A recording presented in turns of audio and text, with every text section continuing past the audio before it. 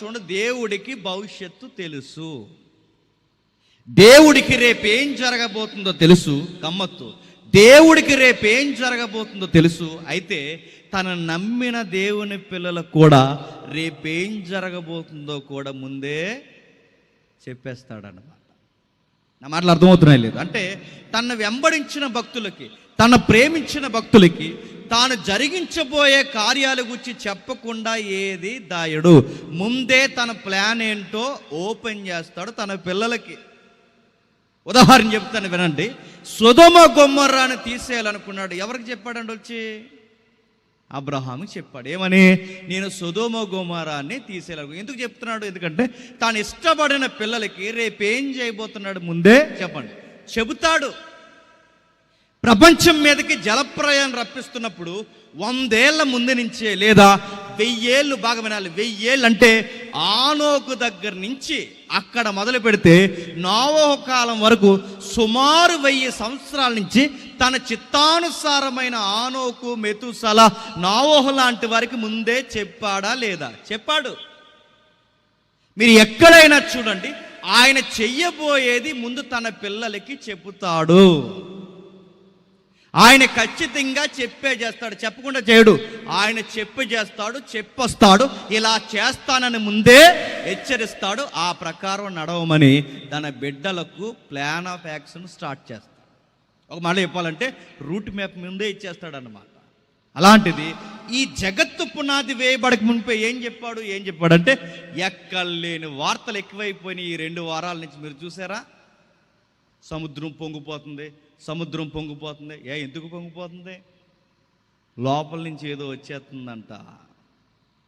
సముద్రం పొంగిపోతుంది. దాని పేరు లివ్యతాన్ అంటున్నారు. తెలుగు బైబిల్లో మకరం అని ఉంది. ఆ సబ్జెక్ట్ నేను చెప్పట్లేదు, కానీ ఏదో వచ్చేస్తుంది భీకరమైన జీవి. అది పొంగితే అంటే సుమారు 800 మీటర్లు ఉందంట. ఆ 800 మీటర్లు ఉన్నది ఇలా పైకి లెగిస్తేనట నీరు ఒకేసారి భూమండలం మీదకి వచ్చేస్తుందట. అంతకు చనిపోతారట. లేవద్దని అందరూ ప్రార్థన చేస్తున్నారట. ఎక్కడ చూడండి లివ్యతాన్. ఈ వీడియోస్ ఎక్కువైపోయినాయండి. వీలైతే ఫాలో అవ్వండి. మా చర్చిలో చెప్తాను, అది ఇక్కడ చెప్పనులేండి. ఇలాంటి వార్తలు అంటే ఎక్కడైనా మీరు చూడండి. అంతకుముందు చూపించారు ఒక వీడియో. ఏమనంటే అదిగో తాబేళ్ళన్నీ ఒడ్డుకొచ్చేసే. దేనికి సంకేతం అంటే ఈ ప్రపంచం అంతమైపోతుందని సంకేతం. మరొక వీడియో పెట్టాడు. ఏమని వీడియో పెట్టాడంటే అదేదో తెల్లని చేప బయటకు వచ్చేసింది. అంతే కంగారైపోతున్నారు. ఇదిగో జపాన్లో ఇలా ముందే వచ్చింది, జపాన్ మునిగిపోయింది. జపాన్లో ఆ సునామీ వచ్చే ముందు ఆ తెల్లటి చేప బయటకు వచ్చింది. ఇప్పుడు మళ్ళీ ఈ చేప బయటకు వచ్చిందంటే ఈసారి ఏ దేశం పోతుందో అని భయపడిపోతుంది. బయటోళ్ళకి యుగాంతం అనగానే ఏమనుకుంటున్నారంటే అక్కడి నుంచి ఏదో పెద్ద డైనోసార్ లాంటిది లెగిస్తుందని ఒకడో, లేదు తెల్లని చేపలు వచ్చాయని ఒకడో, తాబేళ్ళు వచ్చాయని ఒకడో, కేరళలో చేపలు గుట్టొచ్చిందని ఒకడో. అంటే ఎలా ఉందంటే వార్త, అదుగో పులంటే చెప్పండి. రాత్రి మా బాత్రూమ్ గడికి వచ్చింది అంటున్నారు. అదుగో పులంటే ఇదిగో తోక అనేవాడు ఒకడు. ఇంకో ఎక్స్ట్రీమ్ బ్యాచ్ ఏమంటే రాత్రి అలా వెళ్ళిందిరా మా బాత్రూమ్ పక్క నుంచి అంటారు. అంటే ఈ జనాలు ఎలాంటి వాళ్ళు అంటే ఎంత ఉంటే చెప్పండి అంత చేస్తారు. అసలు దీని చరిత్ర ఏంటి, ఏం చెబుతుంది, దీనిని కూర్చునంటే పుట్టించిన వాడు ఈ లోకాన్ని గురించి ఏం మాట్లాడుతున్నాడు? ఓ పట్టాన వినేవాళ్ళు ఉన్నారా? ఎవడ ఊహలాడివి, ఎవడ కథ వాడివి, ఎవడ మిథాలజీ వాడిది, ఎవడ పుక్కిట పురాణాలు వాడివి, ఎవడ గ్రంథాలు వాడివి, ప్రతి ఒక్కడు సైంటిస్ట్ లాగా చెప్పడం అడుగుతాను. అసలు రాయించిన వాడు, పుట్టించిన వాడు, సృష్టికర్త అయిన వాడు ఈ సొసైటీ ఎలా ఉండబోతుందో సొసైటీకి చెబుతాడో లేదో నాకు తెలియదు, కానీ సంఘానికి మాత్రం ఖచ్చితంగా చెబుతాడు. బయట వారికి తన ఉద్దేశాలు అర్థమవుతాయో లేదో నాకు తెలియదు, కానీ తన నమ్మిన పిల్లలకు మాత్రం ఖచ్చితంగా రేపేం జరగబోతుందో ముందే చెబుతాడు. చెప్పడమే కాదు, రికార్డ్ చేశాడు. రికార్డ్ చేయడమే కాదు, ఆ రికార్డ్ చేసిన దాన్ని బుక్గా మలిచాడు. ఆ పుస్తకం పేరే బైబిల్. ఆ పుస్తకంలో ఉంది రేపేం జరగబోతుందో ఉంది, ఈ ప్రపంచం ఎలా నడవబోతుందో ఉంది, ఎవరిని ఎదుర్కోబోతుందో ఉంది. ఈ ప్రపంచం ఎదుర్కోబోయేది లివియతానో డైనోసారో తాబేలో కాదు. ఈ ప్రపంచం ఎదుర్కోబోయే ఒక గొడ్డి పరిస్థితి ఉంది. అది నీకు తెలియకుండా దుష్టుడు నీ కళ్ళకు ఆడు మబ్బు కలిగిస్తున్నాడు. సాతాను అనే ఒక వ్యవస్థ ఉంది. మీరు ఊహలకందని మనం పట్టుకోలేని ఒక డార్క్ గవర్నమెంట్ నడుస్తుంది. ఒక చీకటి సామ్రాజ్యం ఉంది. ఆ చీకటి సామ్రాజ్యానికి సాతానుగాడు రాజై కూర్చున్నాడు. వాడు ప్రపంచానికి యుగాంతాన్ని గూర్చిన సరి అయిన అవగాహన, ఒప్పుకోలు, రక్షకుని వైపు చూడకుండా వాడు సముద్రం వైపు చూడమంటున్నాడు. వాడు రక్షకుని వైపు చూడకుండా ఇదిగో ఈ సిహనాలు చూడండి, ఈ చేపలు చూడండి, ఇవే వాడు ప్రజలకి నేర్పిస్తున్నాడు తప్ప అసలు విషయాన్ని వాడు ఎక్కనివ్వడో, నేర్చుకోనివ్వడో, నిన్ను బైబిల్ వైపుకు చూడనివ్వడు. ఎందుకంటే బైబిల్లో ఈ యుగాంతం లేదా ఈ సృష్టి, ఈ ప్రకృతి ఎలా ముగిసిపోబోతుందో ముందే దేవుడు చెప్పేశాడు. వీటిని చదివిన వారికి ఖచ్చితంగా అర్థమవుతాయి. వీటిని ధ్యానించిన వారికి ఖచ్చితంగా అర్థమవుద్దంటే రేపేం జరగబోతుందో ముందే దేవుడు రాయించాడు. ఆ ప్రపంచ భవిష్యత్తు అంటే ముందే రాయించాడు. ఇలా చదవరు. ఎవరు అన్నారు ఆ మధ్య ఒక బాబా, ఆ బాబా గారు ఏమన్నారంటే, నా చిన్నప్పుడు ఇదిగో త్వరలోనే ఈ యుగం అంతమవబోతుంది అన్నారు. భక్తులందరూ బాబా గారి దగ్గరకు వచ్చి కంగారైపోయి, స్వామీజీ ఇప్పుడు మమ్మల్ని ఏం చేయమంటారంటే, మీరేం కంగారు పడకుండా మన ఆస్థానంలో మీ చరస్థిరాస్తులు ఏవైతున్నావో అంకితం చేసేయండి. మనం త్వరలోనే ఈ ప్రకృతిలో ప్రకృతిగా, సృష్టిలో సృష్టిగా మనం లయమైపోతూ ఒక కొత్త జీవితాన్ని మనం ప్రారంభిద్దామని ఇలాంటి మెథాలజీ ప్రార్థనలు వాళ్ళకి నేర్పించారు. అందరూ భక్తులు వచ్చారు. కొంతమంది భక్తులు ఉంటారు కదా, వాళ్ళు అడిగారు, స్వామీజీ త్వరలోనే ఈ ప్రపంచం అంతమైపోతుంది అనడానికి సైన్ ఏంటి అని అడిగారు, గుర్తు ఏంటి అని అడిగితే అప్పుడు బాబా గారు ఏమన్నారంటే, రేపు నిండు పౌర్ణమి, పౌర్ణమ పెద్ద చంద్రుడు వచ్చినప్పుడు పౌర్ణమి అని అంటారు. రేపు నిండు పౌర్ణమి, ఆ పౌర్ణమి నాడు అదిగో ఆ చంద్రుడు అలా బయటకు వస్తాడు. తీక్షణంగా చూడండి, చంద్రుడిలో మీ బాబా గారు కనబడతారు అన్నాడు. భక్తులందరూ తెగొచ్చారు, బయటికి చూస్తున్నారు. ట్రైన్లోంచి వెళ్తున్న వాళ్ళు కిటికీలోంచి చూసేస్తున్నారు, బస్సుల్లోంచి వెళ్తున్న వాళ్ళు బస్సుల్లోంచి చూస్తారు. నేను చెప్పేది నిజమా అబద్ధం టీవీ 9లో ఉంటుంది చూడండి మీరు, చాలా సంవత్సరాల క్రితం. బస్సుల్లోంచి చూస్తున్నారు, ట్రైన్లోంచి చూస్తున్నారు, ఆటోలు ఆపేసి చూస్తున్నారు, రోడ్లెక్కి చూస్తున్నారు, అందరూ చూస్తున్నారు. బాబా గారు అని చూస్తే బాబా గారు కనబడలేదు. ఎందుకంటే ఆ రోజు మేఘాలు వచ్చేసాయి. తర్వాత రోజు వెళ్ళారు, మొత్తం అడిగారు, బాబా గారు రాత్రి మీరు కనబడలేదంటే, నేను కనబడదాం అనుకున్నాను కానీ మేఘాలు అడ్డు రావడం వలన మీకు కనబడలేదు. అడుగుతున్నాను, చంద్రుడినే కంట్రోల్ చేసినోడు మేఘాలను కంట్రోల్ చేయలేడు, భక్తులు ఎవరు అడగలేదు. మళ్ళీ భక్తులకు చెప్పాడు సోదేవనంటే, ఈరోజు చూడండి పక్కా నేను కనబడతా అన్నాడు. మళ్ళీ బయటకు వచ్చేసారు భక్తులు, అందరూ బయటకు వచ్చేసి చూస్తున్నారు. అందరూ చూస్తుంటే ఎవడో కొంత వంకరోడు అడిగాడు, అని అన్నాడు, అడుగో బాబా గారు చెట్టు కింద కూర్చున్నారు. ఏంటి చంద్రుడి మీద చెట్టు నడుతున్నా, చెట్టు ఉంటుందండి అక్కడ. మన చిన్నప్పటి నుంచి మా మామని చెప్పింది వాళ్ళు చెప్తున్నారు అనమాట. చంద్రుడి మీద చెట్టు ఉంది, అదిగో చెట్టు పక్కన కూర్చున్నా, అదిగో ఆ జుట్టంతా బాబా గారిదే అన్నారు. ఇంకొకటి అన్నాడు, అవునవును బాబా గారు నాకు కనబడుతున్నారు, అది బాబా గారు సున్ని అన్నాడు. సున్నీలు వేసుకుంటారు కదా. ఇలా రకరకాలు చెప్పారు. అదిగో బాబా గారు కనబడుతున్నారు. అందరూ ఏమన్నారంటే కనబడుతున్నారు. ఎందుకంటే ఒకటి ఇంకోటి కనబడలేదంటే మరి ఆడు దరిద్ర కొట్టాడు అనుకుంటారు కదా. అందుకేమన్నారంటే ఈ నాకు కనబడుతుందంటే ఆడికి కనబడుతున్నారు, అలా ఒకటికొకటి కనబడుతున్నారని మొత్తం మీద కనబడుతున్నారు. కనబడ్డారని లేనిపోయిన వార్తలు చెప్పుకున్నారు. అప్పుడు అన్నాడు, త్వరలోని ఈ యుగం అంతమవబోతుంది అన్నాడు. విషయం ఏంటి చెప్తున్నా, కట్ చేస్తే తిరగేస్తే 3 సంవత్సరాల్లో ఆయన అంతమైపోయాడు, చచ్చిపోయాడు.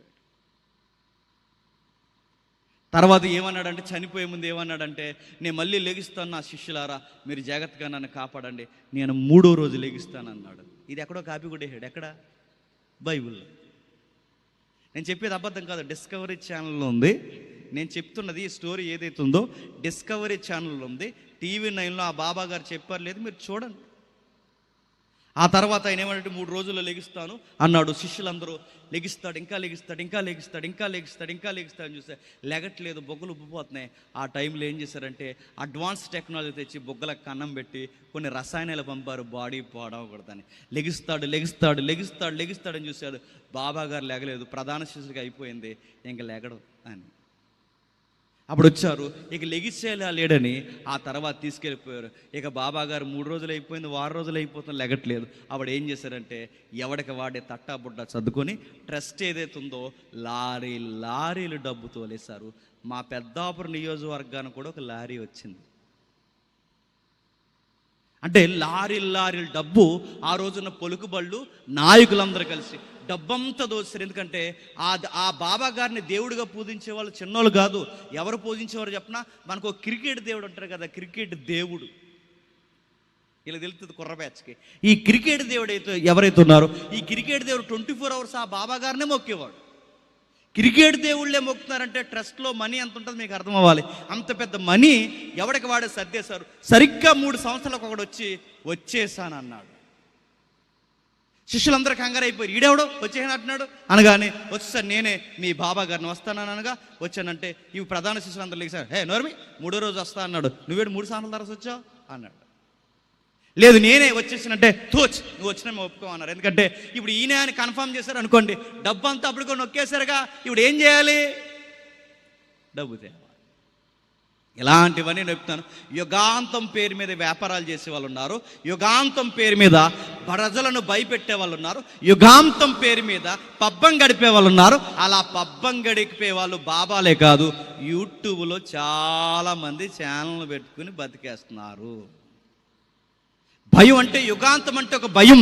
యుగాంతాన్ని గురించి తెలుసుకోవాలన్న ఒక ఆతృత, యుగాంతాన్ని గురించి ఆ చరిత్ర ఏంటో తెలుసుకోవాలన్న కుతూహలం మనసుకుంది కనుక అది ఎవరు చెప్పినా వింటున్నారు. దాని విషయం ఏంటి, దాని మూలాలేంటి, దాని గురించి దేవుడు ఏం చెప్తాడో చాలా విషయాలు చెప్పాడు. అవన్నీ చెప్పడానికి మనకు టైం లేదు, కానీ మచ్చుకు ఒక ఉదాహరణ మాత్రమే చెప్పి నేను త్వరగా ముగిస్తాను. ఒకసారి రండి నిర్గమాకాండము 12వ అధ్యాయం. నిర్గమాకాండము 12వ అధ్యాయం మొదటి వచనం చదవండి. మోసే అహరోనులు యెహోవా వారితో ఎలాగూ సెలవిచ్చెను, నెలలో ఈ నెల మీకు మొదటిది, ఈ సంవత్సరానికి మొదటి నెల. మీరు ఇశ్రాయేలు సర్వ సమాజముతో ఈ నెల దశమి నాడు వారు తమ తమ కుటుంబముల లెక్క చొప్పున ఒక గొర్రె పిల్లనైనను మేక పిల్లనైనను ఒక్కొక్క మేక పిల్లనైనను ఒక గొర్రె పిల్లనైనను తీసుకొని రావాలను. బాగా వినండి, తెలుగు అక్షరాలు తెలుసు కనుక చదువుకుంటున్నాం. నేను నిజాయితీగా అడుగుతున్నాను, మీరు సిగ్గు లేకుండా చెప్పండి. ఏమైనా అర్థమైందా మనకు చదివింది? మనకేం అర్థం అవ్వలేదు. ఏదో విషయాన్ని రాశాడు, ఏదో విషయాన్ని చెప్తున్నాడు. ఏం చెప్తున్నాడు ఎప్పుడు గుర్తుపెట్టుకోండి. ఒకడు సరిగ్గా ప్రసంగం చెబుతున్నాడా లేదంటే అని గుర్తు ఏంటి చెప్పనా? ఒకడు సరిగ్గా ప్రసంగం చెబుతున్నాడా లేదంటే అని గుర్తు ఏంటంటే, ఏదన్నా ఒక వచనాన్ని చదివామంటే దానికి ఒక పేరా ఉంటుంది, ఒక అధ్యాయం ఉంటుంది. ఆ అధ్యాయాన్ని పేరాని పూర్తిగా ఎవరైతే వివరిస్తారో దాన్ని రైట్ టీచింగ్ అంటారు.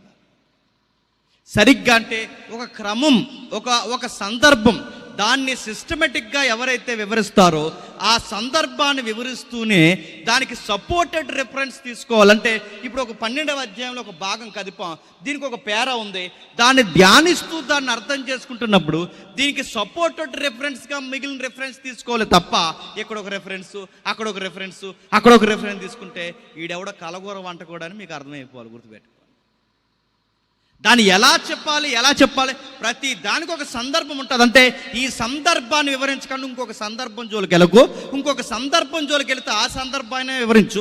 ఏదో ఒక సందర్భాన్ని వివరిస్తూనే దానికి సపోర్ట్ రెఫరెన్స్గా తీసుకోవాలి తప్ప దీన్ని గాలికి వదిలేసి బోధించకూడదు. విషయాన్ని అర్థం చేసుకోవాలి. ఎలా పడితే అలా తీసేస్తే అడుగుతున్నాను, బైబిల్ ఎప్పటికీ అర్థం కాదు. అందుకే ఇప్పుడు ఒక సందర్భం కదిపాం, ఏముంది అక్కడ సందర్భం? మోసే అహరోనులు ఐగుప్తిలో ఉండగా ఏంటి? ఏం జరిగింది ఐగుప్తిలో ఉండగా కాదు, ఉండాల్సి వచ్చింది. ఏమైంది చరిత్ర అంతా చెప్పను, అవుట్లైన్స్ మాత్రం చెప్తాను, జాగ్రత్తగా వినండి. మనకు అబ్రహాము గారు తెలుసుగా, జలప్రలయం తర్వాత స్టోరీ. అబ్రహాము గారికి దేవుడు బిడ్డనిస్తానన్నాడు. బిడ్డనిస్తానన్న దేవుడు 25 సంవత్సరాల వరకు బిడ్డని ఇవ్వలేదు. బాగా వినాలి, 12వ అధ్యాయం వెనకాల చరిత్ర నేర్చుకుంటున్నాం. బిడ్డలనిస్తానన్న దేవుడు 25 సంవత్సరాలకు బిడ్డలు ఇవ్వలేదు. ఎందుకు ఇవ్వలేదు? వెంటనే బిడ్డలు పుట్టేశారు అనుకోండి, బిడ్డల విలువ తెలియదండి చాలామందికి. వెంటనే బిడ్డలు పుడితే బిడ్డ విలువ తెలుస్తుందా? టకటకమని బంతుల్లో పుట్టేస్తున్నారు అనుకోండి, బిడ్డల విలువ తెలియదు. ముచ్చట్లు స్టార్ట్ అయిపోతే, ముచ్చట్లు ఏమని చెప్పినా, ఇదిగో అచ్చు వాళ్ళ నాన్నలాగా ఉంది ముక్కు, వాళ్ళ అమ్మకొల్లే చూడు ఏళ్ళు వాళ్ళ తాతయ్యలాగా ఉన్నాయి. ఈ ఎదవ ముచ్చట్లు ఎక్కువైపోతాయి. లేక 10 ఏళ్ళ తర్వాత 14 ఏళ్ళ తర్వాత బిడ్డలు పుడితే ముక్కు తాతీది చెవులు తాతమ్మవి అని చెప్పరు. బాగా వినండి, లేక బిడ్డ పుడితే వాళ్ళ నోట అంటే ఏమొస్తుంది చెప్పండి?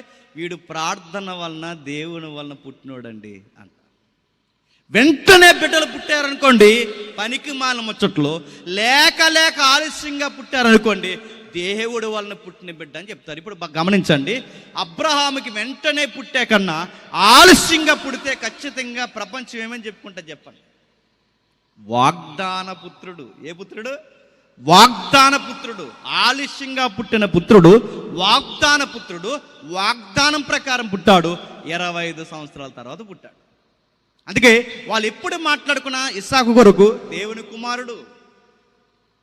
ఎప్పుడైతే అబ్రహాముకి ఇస్సాకు పుట్టాడో, ఇస్సాకుకు మళ్ళీ ట్విన్స్ పుట్టారు, కవలలు. ఆ కవలల్లో ఆ ఇద్దరు పేర్లు మనకు తెలుసు. ఒకటి యాకోబు, 2 చెప్పండి యాసావు. అందులో మనకు ఒక ఆయన పేరు తెలుసు. ఆయన అలా తిరిగి ఇలా తిరిగి ఆ లవ్ స్టోరీ ఈ లవ్ స్టోరీ మొత్తం అలా ఇలా తిరుగుతున్నప్పుడు తుంటి ఎముక ఎరగొట్టి నిలబెట్టాడు దేవుడు. ఆ తుంటి ఎముక ఎరగొట్టిన తర్వాత సగ జీవితం తర్వాత దేవుడు ఏంటో బాగా అర్థమయ్యాడు. అర్థమైన తర్వాత అప్పుడు నిజమైన ఆశీర్వాదం ఏంటో తెలుసుకున్నాడు. దేవుడు అడిగాడు, నీ పేరేంటి అని అడిగాడు. అప్పుడు ఆయన అన్నాడు, నా పేరు ఏడుస్తూ, మగసిరి గల మగాడు ఏడుస్తూ అడ్డాడు, నా పేరు యాకోబు అని ఏడుస్తాడు. నో, ఈ రోజు నుంచి నీ పేరు యాకోబు కాదు, ఈ రోజు నుంచి నీ పేరు ఇశ్రాయేలు. ఆ పేరు గుర్తుపెట్టుకోండి. ఏ పేరు? ఇశ్రాయేలు. ఈ రోజు నుంచి నీ పేరు ఇశ్రాయేలు. ఈ ఇశ్రాయేలుకి 12 మంది కొడుకులు పుడతారు. ఎంతమంది? 12 మంది కొడుకులు. ఈ 12 మంది కొడుకులు పుడితే ఈ కొడుకులు కొడుకులు కొడుకులు కొడుకులు పిల్లలు పిల్లలు మనవళ్ళు అయితే ఈ మనవళ్ళందరినీ కలిపే ఈ పెద్ద ఆయన పేరు మీద ఆ జాతిని ఏమని పిలిచారంటే చెప్పండి? ఇశ్రాయేలీలు అని పిలిచారు. ఏమని? ఇశ్రాయేలు. మళ్ళీ కొంచెం చరిత్ర అక్కడ ఆగుదాం ఒకసారి. ఎంతమంది పుట్టారు ఈయనకి? 12 మంది కొడుకులు. ఈ 12 మంది కొడుకులు అందులో 11 మంది యోసేపుని చూసి ఏడిసేవారండి. ఎవరిని చూసి? యోసేపుని చూసి. అదేంట్రా, ఎవర్రా నీ మీద పడి ఏడ్చేదంటే ఎవడో బయటోడు అనుకుంటే బాగున్నావు. ఆ ఏడ్చేది ఎవరు? సొంతోలే ఏడుస్తున్నారు. ఎప్పుడు గుర్తుపెట్టుకోండి, మన నాశనాన్ని బయటోళ్ళు బాగా కోరుకుంటారు లేదో నాకు తెలియదు కానీ చెప్పండి, మన సొంతోళ్ళే బాగా పొడుస్తారు. గుర్తుపెట్టుకోండి, ప్రపంచంలో డేంజరస్ ఎనిమీస్ ఎవరో చెప్పనా? Close peoples. గుర్తుపెట్టుకోండి, దగ్గర ఉన్న వాళ్ళే, సొంతోళ్ళే మన మీద పడి ఏడుస్తారు. అందుకే సొంత అన్నీలు వ్యతిరేకమైపోయారు. ఎవరికి? యోసేపుకి. సొంత అన్నీలు ఎందుకు వ్యతిరేకమైపోయారు? ఈయన ఒక డ్రీమ్ బాయ్, ఈయనకి డ్రీమ్స్ ఎక్కువ వస్తాయి. ఎవరికి? యోసేపు గారికి. ఏం డ్రీమ్ వచ్చింది? అన్నా నాకు ఒక కళ వచ్చిందిరా అన్నాడు. ఏం కలరా అని అడిగితే, ఏమీ లేదురా కళ, ఒక పన నిలబడింది, మిగిలిన 11 పనులు ఆ పనకి ఇలా సాష్టాంగ పడుతున్నాను కానీ సర్రం అనిపోయారు వాళ్ళు. ఎందుకు? కంటెంట్ ఎవరించకుండా అర్థమైపోయింది వాళ్ళకి. ఏమని అంటే, నీకు మేము మొక్కుతున్నట్టు ఉందిరా అనగానే ఈ కళలన్నీ వాళ్ళు చెప్పే కొద్ది రెచ్చిపోయారండి.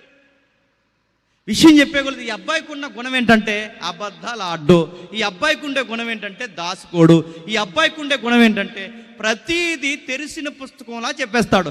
అలాగే చెప్పేసి ఏమనంటే, నాకు ఈ కళ వచ్చిందిరా, మిమ్మల్ని ఏలుతున్నట్టు అనిపిస్తున్నట్టు ఇంకా అనకముందే వాళ్ళకి అర్థమైపోయి తిట్టుకోవడం మొదలెట్టారు. మళ్ళీ కళ వచ్చింది. ఏమని కళ వచ్చిందంటే ఆ కళ చెప్పాడు, అన్న మళ్ళీ కళ వచ్చింది, ఈసారి సూర్యచంద్ర నక్షత్రాలు 11 నక్షత్రాలు, సూర్యుడు చంద్రుడు 11 నక్షత్రాలు కలిపి ఒక నక్షత్రానికి సాష్టాంగ పడుతున్నట్టున్నాయని కానీ రేయ్ నీకు ఎంత పొగరెక్కిపోయిందంటే అమ్మా నాన్న కూడా నీకు దండం పెడతారు అంటున్నారు నువ్వు అంటే ఈ అబ్బాయితో వచ్చిన గొడవ ఏంటి? ఎవరికి చెప్పకూడదో చెప్పండి, వాళ్ళకే చెప్తాడు. ఎవరు వినకూడదో వాళ్ళే వింటారు. అంటే ఏది దాసుకోడు, నాన్నీలేగా అని ప్రతిదీ చెప్పేస్తున్నాడు. వాళ్ళ వెనకాల కారాలు మిరియాలు నూరేస్తున్నారు. తర్వాత ఒక రోజు ఈ అబ్బాయి ఏదున్నా గుర్తుపెట్టుకోండి, చక్కగా వేసుకుంటాడు. తనకి సెల్ఫ్ లవ్ కూడా ఉంది. యోసేపు తనను తాను ప్రేమించుకుంటాడు. అతిగా కాదు కానీ కొంతవరకు తనను తాను ప్రేమించుకుంటాడు. అందుకే వాళ్ళ నాన్నగారు విచిత్రమైన క్లాతులన్నీ కుట్టి ఒక మంచి చొక్కాయి చేసి ఆ చొక్కా యోసేపుకి ఇస్తే దాసుకోకుండా అన్నయ్యల ముందు వేసుకుని తిరుగుతుంటే ఈ మాసిపోయిన గడ్డాలు చిరిగిపోయిన చొక్కాలు వేసుకున్న వాళ్ళకి ఎలా ఉంటుందండి? ఈటొచ్చేసింది వెనకాల నుంచి. సొంత అన్నయ్యలే బట్టలు వేసుకుంటే ఏడుస్తున్నారు. సొంత అన్నయ్యలే, బాగా వినండి, కలొచ్చిందిరా అని చెబితే ఏడుస్తున్నారు. సొంత అన్నయ్యలే తమ్ముడి యొక్క సక్సెస్ని చూడలేకపోతున్నారు. వాళ్ళ నాన్నగారు ప్రేమించి ఒక చొక్కా ఇస్తే ఆ అబ్బాయి చొక్కా దాసుకోడు, చక్కగా వేసుకుని తిరుగుతున్నాడు. అప్పుడే ఇచ్చాడు, అప్పుడే వేసుకుని తిరుగుతున్నాడు. నేను అడుగుతున్నాను, మనకే కనుక కొత్త బట్టలు ఇస్తే మనం ఏం చేస్తాం చెప్పండి? ఆ చొక్కా వేసుకోవాలంటే పండగైనా రావాలి, ఎవరికైనా పెళ్ళి అయినా జరగాలి. అప్పటి వరకు అది బీరువాలు అలా చూస్తుంది. ఆ ట్యాగ్ కూడా తెంపం. యోసేపు నీకులాగా నాకులాగా పిసిని కొట్టేవారం కాదు. ఆయన ఏం చేస్తాను చెప్పండి, ఎప్పుడప్పుడే చక్కగా వేసుకుని తిరుగుతాడు. ఇలా వేసుకుని తిరుగుతున్నప్పుడు వాళ్ళు చూడలేకపోయారు, తీసుకెళ్ళి అక్కడ పడేస్తారు. ఆ పడేస్తే తీసుకెళ్ళి అక్కడి నుంచి వ్యాపారవేత్తలు తీసుకెళ్ళి ఎవరైతే ఒక పెద్దింటోళ్ళు ఉన్నారో ఆ పెద్దింటి ఎవరైతే ఉన్నారో ఈజిప్ట్లో గవర్నమెంట్ ఎంప్లాయీకి పోతీపరగా అమ్మేస్తారు. అక్కడ పోయి ఏదో పని చేసుకుంటున్నాడు అబ్బాయి. ఎక్కడున్నా మీరు గమనించండి, ఎక్కడున్నా దేవుడిచ్చిన డ్రీమ్ మిస్ అవ్వడు. అక్కడ ఉన్నాడు, దేవుడిచ్చిన దర్శనం ఎప్పటికైనా నెరవేరుతుందని ఓపికగా ఎదురు చూస్తున్నాడు. సరిగ్గా అదే టైంలో ఒక ఆవిడ చాలా డిస్టర్బెన్స్ చేసింది. ఎవరిని? యోసేపు గారిని. బాగా వినాలి, 12వ అధ్యాయం ఏంటో చూస్తున్నాం. నా మాటలు అర్థమవుతున్నాయా? కొంతసేపు ఏం అర్థం అవ్వవు, అర్థమైపోయినా అర్థమైనట్టే చూడండి. అవి అంత అర్థమవుద్దు, గ్యారంటీ ఇస్తున్నాను. కొంచెం ఏం తర్వాత అంత అర్థం. ఒక ఆవిడ చాలా డిస్టర్బ్ చేసింది, ఆఫర్లు ఇచ్చింది, అలాగంది ఇలాగంది, ఎన్నో మాటలు చెప్పింది. ఆయన ఒప్పుకోలేదు. బైబిల్ ఇలా రాయబడింది, దినదినము మాట్లాడచ్చు. ఏంటట? దినదినం మాట్లాడచ్చు. మీకు ఒక విషయం చెప్పనా, ఎక్కువగా ఎవరితో అయినా మాట్లాడితే విస్తారమైన మాటల్లో చెప్పండి దోషం ఉంటుంది. లేదండి నన్ను చెల్లి అని పిడతాడు, నీ బొంద అని పిలిచాడు, మాట్లాడు. లేదండి నన్ను అన్నయ్య నీ బొంద, మాట్లాడకో. నన్ను తమ్ముడు అని పిలిచాడు, తమ్ముడు లేదు బొంద లేదు, మాట్లాడకో. విస్తారమైన మాటల్లో ఖచ్చితంగా దోషం ఉంటుంది. అంటే ఆవిడ స్కెచ్ చేసింది, రోజుకి మాట్లాడితే ఈ రోజు మాట్లాడకపోవచ్చు, రేపు మాట్లాడకపోవచ్చు, ఒకరోజు మాట్లాడకపోవచ్చు, కానీ ఖచ్చితంగా ఒకరోజు నా మాటలకి ఖచ్చితంగా చెవి యొగ్గుతాడు. మనుషులు పాడైపోయే విధానం ఏంటో చెప్పినా, రోజు ఒకడు వెనకాల తిరుగుతున్నాడు అనుకోండి, చెల్లెలు చెప్తున్నాను వినండి, రోజు ఒకడు వెనకాల తిరుగుతున్నాడు అనుకోండి అని తిట్టుకుంటారు. రోజు వెనకాల తిరుగుతున్నాడు తిట్టుకుంటారు. వెనకాల తిరుగుతున్నాడు కుక్కలా తిరుగుతున్నాడు ఎదవని తిట్టుకుంటారు. కానీ ఒక రోజు ఆడు తిరిగి ఆగిపోయాడు అనుకోండి, ఈడు ఎక్కడ పోయాడని ఆలోచిస్తారు. అది హ్యూమన్ నేచర్. అది రోజు ఒకడు మెసేజ్లు పెట్టి సడన్గా పెట్టడం మానేసావు అనుకో, నీకే పెట్టేయాలనిపిస్తుంది. ఇది పాప అనుకున్న ముసుగు, గుర్తుపెట్టుకోండి. ఇలాంటి ముసుగు యోసేపు దగ్గర ఉపయోగిస్తుంది. రోజు మాట్లాడుతుంది. నేను అడుగుతున్నాను, వాడెవడు అని అడిగితే ఆవిడ చెప్తుంది, నాకు నచ్చినోడు అని చెప్తుంది. మాట్లాడుతుంది. అబ్బాయి భక్తి కలిగి దేవుడికి భయపడేవాడు కనుక ఆవిడని ఇగ్నోర్ చేశాడు, మాట్లాడినన్నాడు. ఆవిడకి చెంప చెల్లుమలిపోలే ఒక మాట అన్నాడు, మా అయ్యగారికి నువ్వు భార్యవి కనుక ఆయన నాకు అయ్యగారు అయితే నువ్వు నాకేమవుతావు? అమ్మగారు అవుతావు. దయచేసి ఇలాంటివి నా దగ్గర వర్కౌట్ అవ్వదంటే మొత్తం మీద నిందేసింది, తీసుకెళ్ళి లోపల పడేసింది. ఆ లోపల పడేసిన తర్వాత మౌనంగా అక్కడ శిక్ష అనుభవిస్తున్న ఆయనకి మళ్ళీ పక్క వారికి డ్రీమ్స్ వస్తున్నాయి. ఆ డ్రీమ్స్కి మళ్ళీ ఈయన జవాబులు చెప్తున్నాడు. ఇప్పుడు ఏకంగా రాజుకి ఒక కళ వచ్చింది. ఆ కళకి భావాలు చెప్పేవాడు ఎవరున్నారంటే యోసేపుని బయటికి తీసుకొచ్చారు. ఆ యోసేపుని బయటికి తీసుకొస్తే చెప్పాడు, ఏం లేదు సార్, ఆర్థిక మాన్యం రాబోతుందని చెప్పాడు. దేశం యొక్క దళసర ఆదాయం పడిపోతుంది, కరువు విలయతాండం చేయబోతుంది. ఇప్పుడు కనుక ఫైనాన్షియల్ బడ్జెట్ లెక్కలు మీరు సరిగ్గా వేయకపోతే, ఫైనాన్స్ సరిగ్గా మీరు గీయకపోతే, బడ్జెట్ సరిగ్గా మీరు గీయకపోతే, దళసర ఆదాయాన్ని దేశంలో ఎగుమతులు దిగుమతులు మీరు సరిగ్గా పట్టించుకోకపోతే దేశానికి అన్నం కూడా దొరకదని చెప్పేశారు. మరి ఏం చేయాలి? ఇదిగో నా దగ్గర ఒక ఐడియా ఉంది. మీరు ఇలా నిల్వలు చేస్తే, ఇలా ఆ ధాన్యాన్ని మీరు ఎగుమతులు దిగుమతుల విషయంలో మనం ఇలా డంపింగ్ చేసి జాగ్రత్తగా దాయగలిగితే, ఇలా అకౌంట్ మనం మెయింటైన్ చేయగలిగితే, ప్రపంచానికి కొర వచ్చినప్పుడు మన దేశమే ఇతరుల దేశాలకి ధాన్యాన్ని అమ్మొచ్చు.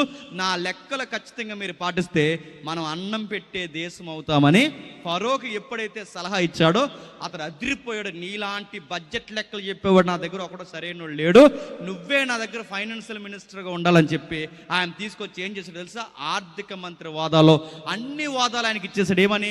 యోసేపు పర్మిషన్ లేకుండా ఒక డెక్కైనను కదలడానికి వీల్లేనంత పర్మిషన్ ఇచ్చేసాడు. అంతే, మొత్తం యోసేపు చేతుల్లోకి వెళ్ళింది. రాజుగారు బాగా వినండి, రాజుగారు ఏ శాస్త్రం చేయాలన్నా డిస్కషన్ ఎవరితో పెడతాడు? యోసేపుతో పెడతాడు. అంత ఎత్తుకు ఎదిగిపోయాడు. అంత ఎత్తుకు ఎదిగిపోయిన తర్వాత మొత్తం ప్రపంచ దేశాలకు అనుకున్నట్టుగానే కరువు వచ్చినాయి. ఆ కరువు కానాను దేశానికి కూడా వచ్చింది. అంతే, ఈ సిగ్గుమాల అన్నీలు మాసిపోయిన గడ్డాలు మాసిపోయిన సొక్కాలు వేసుకుని అడుక్కోవడానికి వచ్చారు. ఎక్కడికి చెప్పాలి? యోసేపు దగ్గరికి. మీకు విషయం చెప్పనా, మనల్ని ఎవరు ఎద్దేవి చేస్తారో, మనల్ని ఎవరు ఎట్టకారం చేస్తారో, మనల్ని ఎవరైతే పాడైపోవాలని చూస్తారో మీరు ఓపికగా ఉండండి, ఒకరోజు మన దగ్గరికి అడుక్కోవడానికి వస్తారు. ఈ లోపల నువ్వు కంగారు అయిపోయి పిడిగారిపోవాలని ప్రార్థన చేయకు. వెయిట్ చేయి, ఎదురు చూడు. ఎంత శ్రమ ఉన్నా, ఎంత నింద ఉన్నా ఆ విషయం కొరకు అలా ఎదురు చూడు. నిన్ను బాధ పెట్టిన ఆ నోరులే, నిన్ను ఇబ్బంది పెట్టిన ఆ కళ్ళే, నిన్ను ఉండకూడదని చేసిన ఆ మనుషులే దిక్కు దివాణం లేకుండా ఒక రోజు నీ దగ్గరకు వచ్చి నిలబడతారు కాదు, నిలబెడతాడు. ఖచ్చితంగా అలాంటి రోజులు వచ్చాయి యోసేపు జీవితంలోనికి. వచ్చారు, మాట్లాడుతున్నారు. అయ్యా, తలలు కూడా ఎత్తలేకపోతున్నారు. అయ్యా, ఇదిగో ఇలా పరిస్థితి ఉందనగానే ఎక్కడి నుంచి వచ్చారు? పలానా. అడ్రస్ ఏంటి? పలానా. ఏం తెచ్చారు? పలానా. సరే, ధాన్యాలు పట్టుకెళ్ళండి. విషయం అంతా జరిగింది. మళ్ళీ వచ్చారు, చిన్న ట్రిక్ ఉపయోగించాడు, అడ్డంగా ఇరికించాడు, ఒక విషయం చెప్పాడు. గల్లు నేడుస్తున్నారు. వెంటనే ఓపెన్ అయిపోయాడు. తమ్ముడు అన్నాడు, అన్నయ్య మీరు ఎవరు అనుకుంటున్నారు? నేను ఎవరో కాదు, నేను చనిపోవాలని కోరుకున్నారే, లేదా చనిపోవాలని కోరుకున్నారే, ఆ తమ్ముడు ఇంకా బతికున్నాడు, వాడు ఎవడో కాదు, నేనే అని చెప్పాడు. సిగ్గుపడిపోయారు. ఏం చేయాలో అర్థం కాలేదు. ఎందుకంటే వాళ్ళ తప్పు వాళ్ళ ముఖాల మీద కనబడుతుంది, వాళ్ళు చేసిన నేరం ముఖం మీదకి భూతంలో వచ్చింది. అప్పుడు అన్నారు, అయినా ఒక విషయం రా, నేను మిమ్మల్ని ఏమి అన్న, ఎందుకంటే మంచో చెడో ఏదో జరిగించారు, కానీ మీరు చేసిన కీడు నాకు మేలుగా దేవుడు మలిచేశాడు. మీరు చేసిన కీడు దేవుడు నాకు మేలుగా మలిచేశాడు. ఒకవేళ మీరు అదే కనుక చేయకపోతే, నాకు కీడు చేయకపోతే, మీరు గోతులు వేయకపోతే, నన్ను గోతులు వేయకపోతే నన్ను ఐగుప్తీలు కొనుక్కోరు. నన్ను ఐగుప్తీలు కొనుక్కోకపోతే ఇదిగో ఈరోజు ఈ కరువు స్థానంలో మీకు అన్నం పెట్టేవాడు ఉన్నాడు. ఈరోజు ఇశ్రాయేలు సమాజానికి, అన్య సమాజానికి అన్నం పెట్టాలి అంటే నా జాతిని దేవుడు కాపాడుకోవడానికి ముందుగానే నన్ను శ్రమల గుండా నడిపించి, ఇదిగో మీకు అన్నం పెట్టడానికి ముందుగా నన్ను శ్రమల గుండా నడిపించాడు. ఇది కీడని మీరు అనుకోకండి, నేను మేలుగా దీన్ని తలుస్తున్నాను అనగానే అందరూ హ్యాపీ అయిపోయారు. తమ్ముడు సారీ రా అన్నారు. ఇంకా క్షమాపణలు ఏమొద్దు, కానీ నాన్న ఏం చేస్తున్నాడని అడిగాడు. నాన్నగారు నీ కోసం ఇంకా ఆలోచిస్తున్నారా, ఎక్కడో ఏదో ఆశ ఉంది అనగానే తీసుకొచ్చండి. నాన్న ఇంకా ఎవరైతే ఉన్నారో అందరు తీసుకెళ్ళండి, ఎందుకంటే నేను ఎంత హోదాలో ఉన్నప్పుడు నా వారన్న వారు అన్నం లేకుండా ఉండడానికి వీళ్ళు. నేను సొసైటీలో ఎంత డెవలప్ అయినప్పుడు నా వెలుగులో మీరు బ్రతకాలి, రండి. ఎవరెవరున్నారు మొత్తం మన వాళ్ళని తీసుకొచ్చండి అంటే సుమారు 75 నుంచి 78 మంది మొత్తం అందరినీ తీసుకొచ్చేసారు. ఆ తీసుకొచ్చాక ఐగుప్తీయులు ఉన్నారు. ఐగుప్తీయులో యోసేపు ఉన్నంత కాలం రంగరంగ వైభవంగా ఇశ్రాయేలు ఆ వృద్ధి పొందారు. మర్చిపోవద్దు, 12వ అధ్యాయం దగ్గరకు వస్తున్నాం. రంగరంగ వైభవంగా ఇశ్రాయేలు అభివృద్ధి పొందారు. ఎప్పుడైతే అలా ఆశ్చర్యకరమైన అభివృద్ధిని పొందారో, ఒక రోజుకు యోసేపుకి వయసే చనిపోయాడు, అంతకుముందు యాకోబుకి వయసే చనిపోయాడు, ఆ తరం పితరులందరూ చనిపోయారు. వీళ్ళు చనిపోయిన తర్వాత యోసేపుని ఎరగని కొత్త ఫరోలు ఈజిప్ట్లో సింహాసనం ఎక్కారు. కొత్త రాజుల పరిపాలన, కొత్త అధికారుల పరిపాలన ఎప్పుడైతే వచ్చిందో వాళ్ళకు ఒక కన్ను గుట్టింది. విశ్వపు ఆలోచనలు వచ్చేసి ఏమనంటే, ఇలాగే ఇశ్రాయేల్ని మనం వదిలేస్తే, ఇలాగే మనం ఇశ్రాయేలుని వదిలేస్తే రేపొద్దున ఐగుప్తి ఇశ్రాయేలు అవుద్ది. రేపొద్దున ఐగుప్తి ఇశ్రాయేలు అవుతే మనం వాళ్ళకి ఊడిగం చేసే వాళ్ళు అవుతాం, మన అధికారులు ఇశ్రాయేలు అవుతారు. అయినా మన దేశంలో వేలు విస్తరించడం ఏంటి, మన దేశంలో వేల జాతి వైభవం ఏంటి నేను అడుగుతున్నాను అని ఒకళ్ళు మాట్లాడుకుని ఏమనుకున్నారంటే, రేపటి నుంచి వాళ్ళకి రావాల్సిన రేషన్ రాయితీలు ఏవైతే ఉన్నావో మొత్తం బంద్ చేసేయండి, మనతో పాటు కలిసి నివసించడానికి వీలు లేదు, వీళ్ళకి ప్రత్యేకమైన ఒక ఏరియా ఇవ్వండి, అది ఈజిప్ట్ వెలుపల, గవిని వెలుపల, దేశం వెలుపల గోసేన్ అనే ఒక ప్రాంతం దూరంగా పెట్టండి, వీళ్ళని టచ్ చేయడానికి కూడా వీలు లేదు. వాళ్ళని ఎలా చూసారంటే క్యాస్ట్ ఫీలింగ్ ఎలాగైతే ఉందో ఈ రోజుల్లో అలాంటి జాతి వైరం పుట్టించి ఇశ్రాయేలును దూరంగా పెట్టేస్తారు. అందుకే ఇశ్రాయేలు ఐగుప్తులకి ఎలాగైపోయారంటే ఐగుప్తులకి హేయమైన వారు అయిపోయారంట. అంటే హేయమైన వారంటే నీచులు అయిపోయారట. తీసుకెళ్లారు, దూరంగా పెట్టేశారు. వాళ్ళకి ఏం చేస్తున్నారంటే ఇశ్రాయేలు పిల్లలకి చదువులు లేవు, ఇశ్రాయేలు పిల్లలకి భవిష్యత్తు లేదు. పిల్లలు పుట్టినా, మనవళ్ళు పుట్టినా, ఎవరు పుట్టినా ఇశ్రాయేల్ అందరినీ ఏం చేస్తున్నారంటే, గమనించండి చరిత్రని, ఇశ్రాయేల్ అందరినీ ఊడుగం చేస్తున్నారు. రై మా పట్టణాలు కట్టండి, రై మా ఊడిగం చేయండి, రై మేము తిన్న ప్లేట్లు ఎత్తండి, రై మా బట్టలు ఉతకండి అని ప్రతి పనిని ఎవరితో చేస్తున్నారంటే ఇశ్రాయేలుతో చేస్తున్నారు. ఇశ్రాయేల్ని సుమారు 430 సంవత్సరాలు నలిపేశారు. ఎందుకంటే యోసేపు లేడుగా, అడిగే భక్తులు లేరుగా. ఇక 430 సంవత్సరాలు నలపడం ఎంత దారుణంగా నలిపారో ఈ కాంపిటేటివ్ ఫీల్డ్లో ఉన్నారు ఇక్కడ కొంతమంది పిల్లలు. ఈ కాంపిటేటివ్ ఫీల్డ్లో ఉన్న వాళ్ళకి తెలియాలి ఎంతగా నలిపేశారంటే. మీకు తెలుసు, మీరు చదివిన చదువుల్లో ఇప్పటికీ పిరమిడ్స్ని చూస్తుంటే మనకి మతిపోతారు. ఐగుప్తిలో పిరమిడ్స్ ఉంటాయి తెలుసుకెళ్ళా సూదిగా, ఆ పిరమిడ్లు చూస్తుంటే మతిపోతుంది. ఎందుకు మతిపోతుంది? ఆ రోజుల్లో ఇంత పెద్ద బండరాయిలు ఎత్తి ఇంత ఎత్తైన కట్టడాలు ఎవడరా కట్టింది? ఇంత దారుణంగా కఠోరమైన శ్రమ అనిపించింది ఎవరంటే, జీకేలో మనకు దొరక్కపోయినా బైబిల్లో చరిత్రలో ఉంది. ఆ కట్టిన వారు ఎవరో కాదు, ఇశ్రాయేలీ. రామశేషు పట్టణం మీరు చూడండి, ఎప్పటికీ ఎంతగా కష్టపడితే అంత పట్టణాన్ని కట్టగలరు. ఆ గోడలు కానీ, ఈజిప్ట్ పిరమిడ్లు కానీ, ఆ వెనకాల ఉన్న మమ్మీలకి సంబంధించిన ఆ సమాధుల దొడ్డెలు కానీ, ఇవన్నీ కట్టింది ఎవడరా ఇంత కష్టపడిందంటే, ఆ బండలు మోసి అలిసిపోయి మట్టిని కాల్చి ఇటుకలను కాల్చి ఇంతగా బానిస బతుకుంది ఎవరంటే ఇశ్రాయేలీలు. నలిపేశారు 430 సంవత్సరాలు. ఆ 430 సంవత్సరాల్లో బాగా వినాలి, ఏడ్చారు.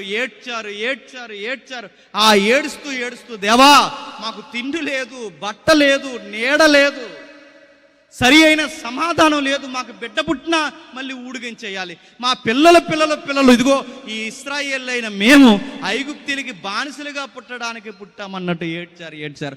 ఆ ఏడుపులకి జవాబుగా ఒక ఫైటర్ పుట్టాడు. ఆయన పేరు చెప్పండి, మోసే గారు. ఎవరు? మోసే గారు పుట్టారు. మోసేని పంపించాడు.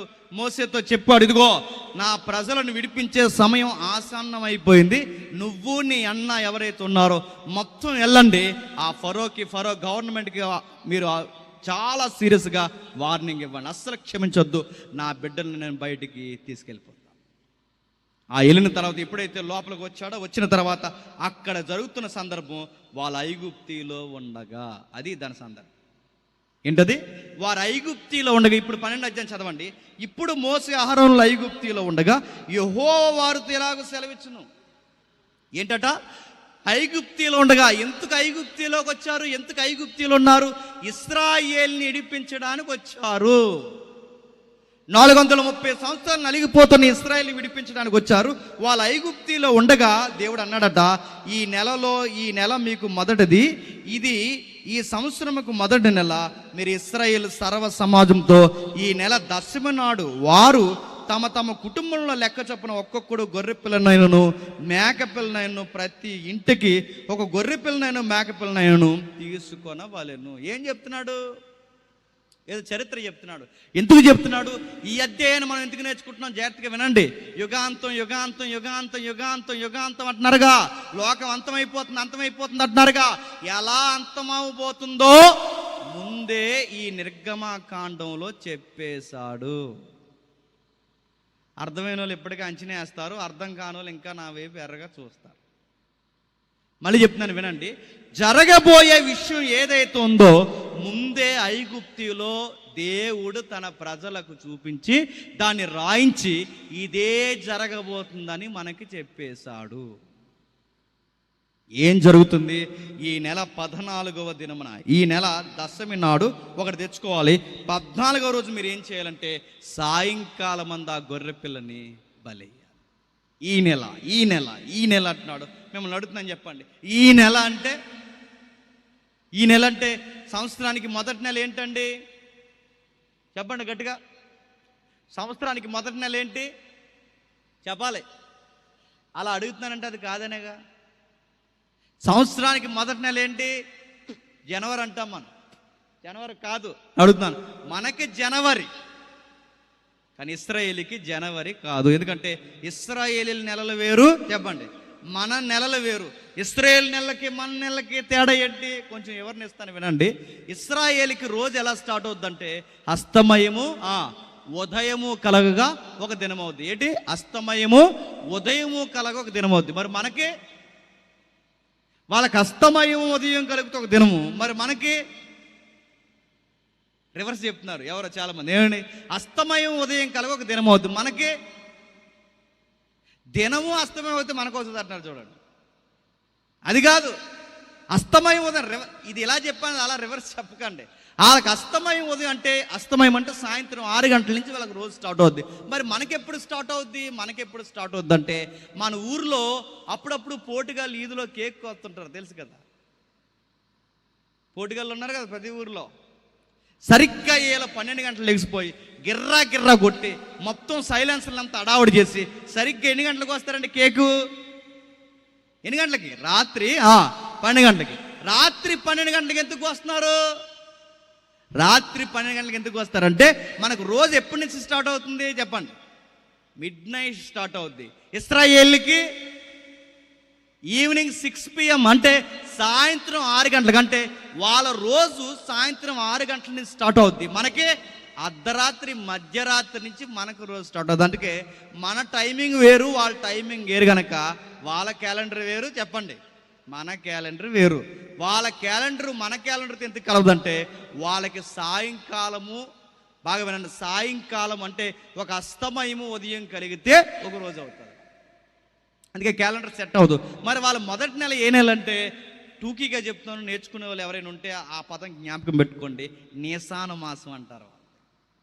అంటే మనకి జనవరి ఎలాగో వాళ్ళకి ఆ నెల మనకి ఎప్పుడు వస్తుంది అంటే, ఇదిగో రేపు ఈ నెల దాటి ఇంకొక నెల స్టార్ట్ అవుద్ది, ఆ నెల వాళ్ళకి మొదటి రోజు స్టార్ట్ అవుద్ది, మొదటి నెల స్టార్ట్ అవుద్ది అన్నమాట. అందుకే ఆ మొదటి నెల దశమి నాడు, దశమి అంటే 10వ తారీఖున మీరు ఇలా చేయాలి, 14వ తారీఖున ఇలా చేయాలి. ఏమేమి చేయాలంటే కొన్ని వచనాలు చూపిస్తాను, మీరు చూడండి. 6వ వచనం చదవండి. 6వ వచనం, నిర్దోషమైన ఏడాది గొర్రె పిల్లను తీసుకొనవలెను, గొర్రెల నుండైనను మేకల నుండైనా, బాగా వినాలి, ఏ గొర్రె పిల్లని తీసుకోవాలట? నిర్దోషమైన గొర్రె పిల్లని తీసుకోవాలట. 7వ వచనం చూడండి. 7వ వచనం, ఈ నెల 14వ దినమున మీరు దాన్ని ఉంచుకొనవలెను, తమ తమ కుటుంబంలో సాయంకాలమందు దాన్ని చంపండి. నేను ఎందుకు ఈ పాయింట్ చెప్తున్నా జాగ్రత్తగా వినండి. ఒకటి, నిర్దోషమైన మగపిల్లని తీసుకోవాలట. రెండవది, 14వ రోజు కూడుకోవాలట. 14వ రోజు సాయంత్రం తెచ్చిన గొర్రె పిల్లని ఏం చేయాలట చెప్పాలి? 14వ రోజు తెచ్చిన గొర్రె పిల్లని ఏం చేయాలట? సాయంకాలం మంది చంపేయాలట. 46వ వచనం చూడండి ఒకసారి. 46వ వచనం చూడండి ఒకసారి.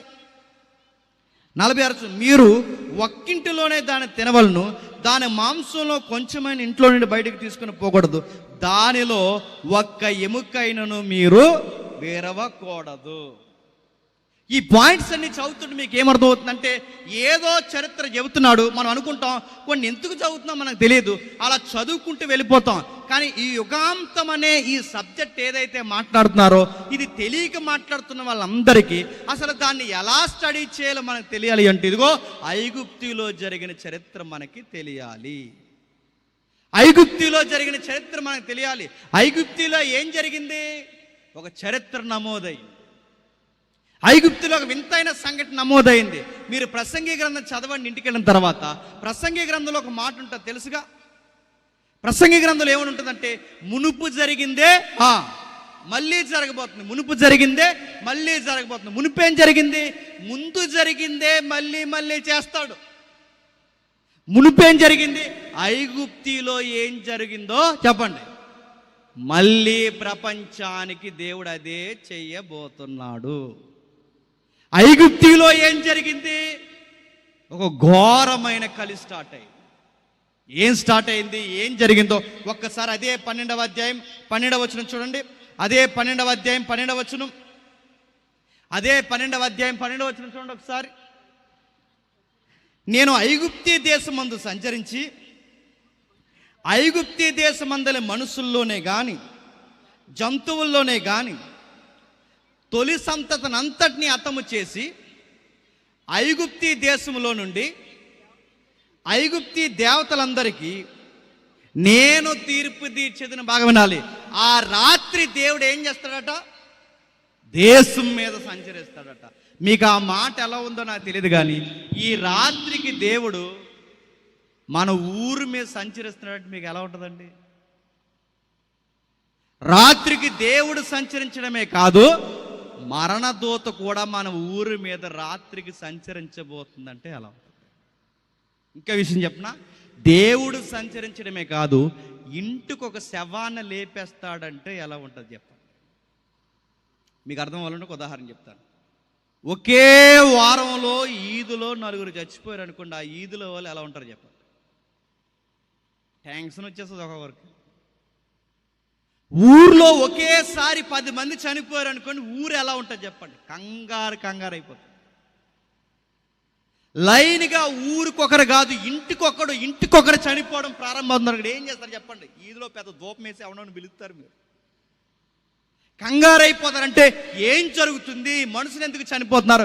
ఎందుకని కానీ ఒక ఆన్సర్ వచ్చింది అనుకోండి, దేవుడు ఊరి మీద సంచరిస్తున్నాడు, మరణదూత సంచరిస్తుంది, అందుకే మనుషులు చనిపోతున్నారన్న వార్త వినబడినప్పుడు ఎలా ఉంటుందండి ఆ సౌండ్? ఐగుప్తికి అదే చెప్పమంటున్నాడు దేవుడు. ఏమంటున్నాడు తెలుసా? మోసే అహరోన్లారా మీరు రండి, మీరు ఏం చెప్తారంటే, ఈ రాత్రి నేను సంచరించబోతున్నాను, సంచరించి నేను ఏం చేయబోతున్నానంటే దేవతలకి తీర్పు తీర్చబోతున్నాను. ఎవరికట? దేవతలకి. ఏ దేవతలకి? ఐగుప్తి దేవతలకి తీర్పు తీర్చబోతున్నాడు. నేను అడుగుతున్నాను, ఐగుప్తి దేవతలకు తీర్పు తీర్చడం ఏంటి? బైబిల్లో ఒక మాట ఉంది, నేను తప్ప చెప్పండి వేరొక దేవుడు లేడు.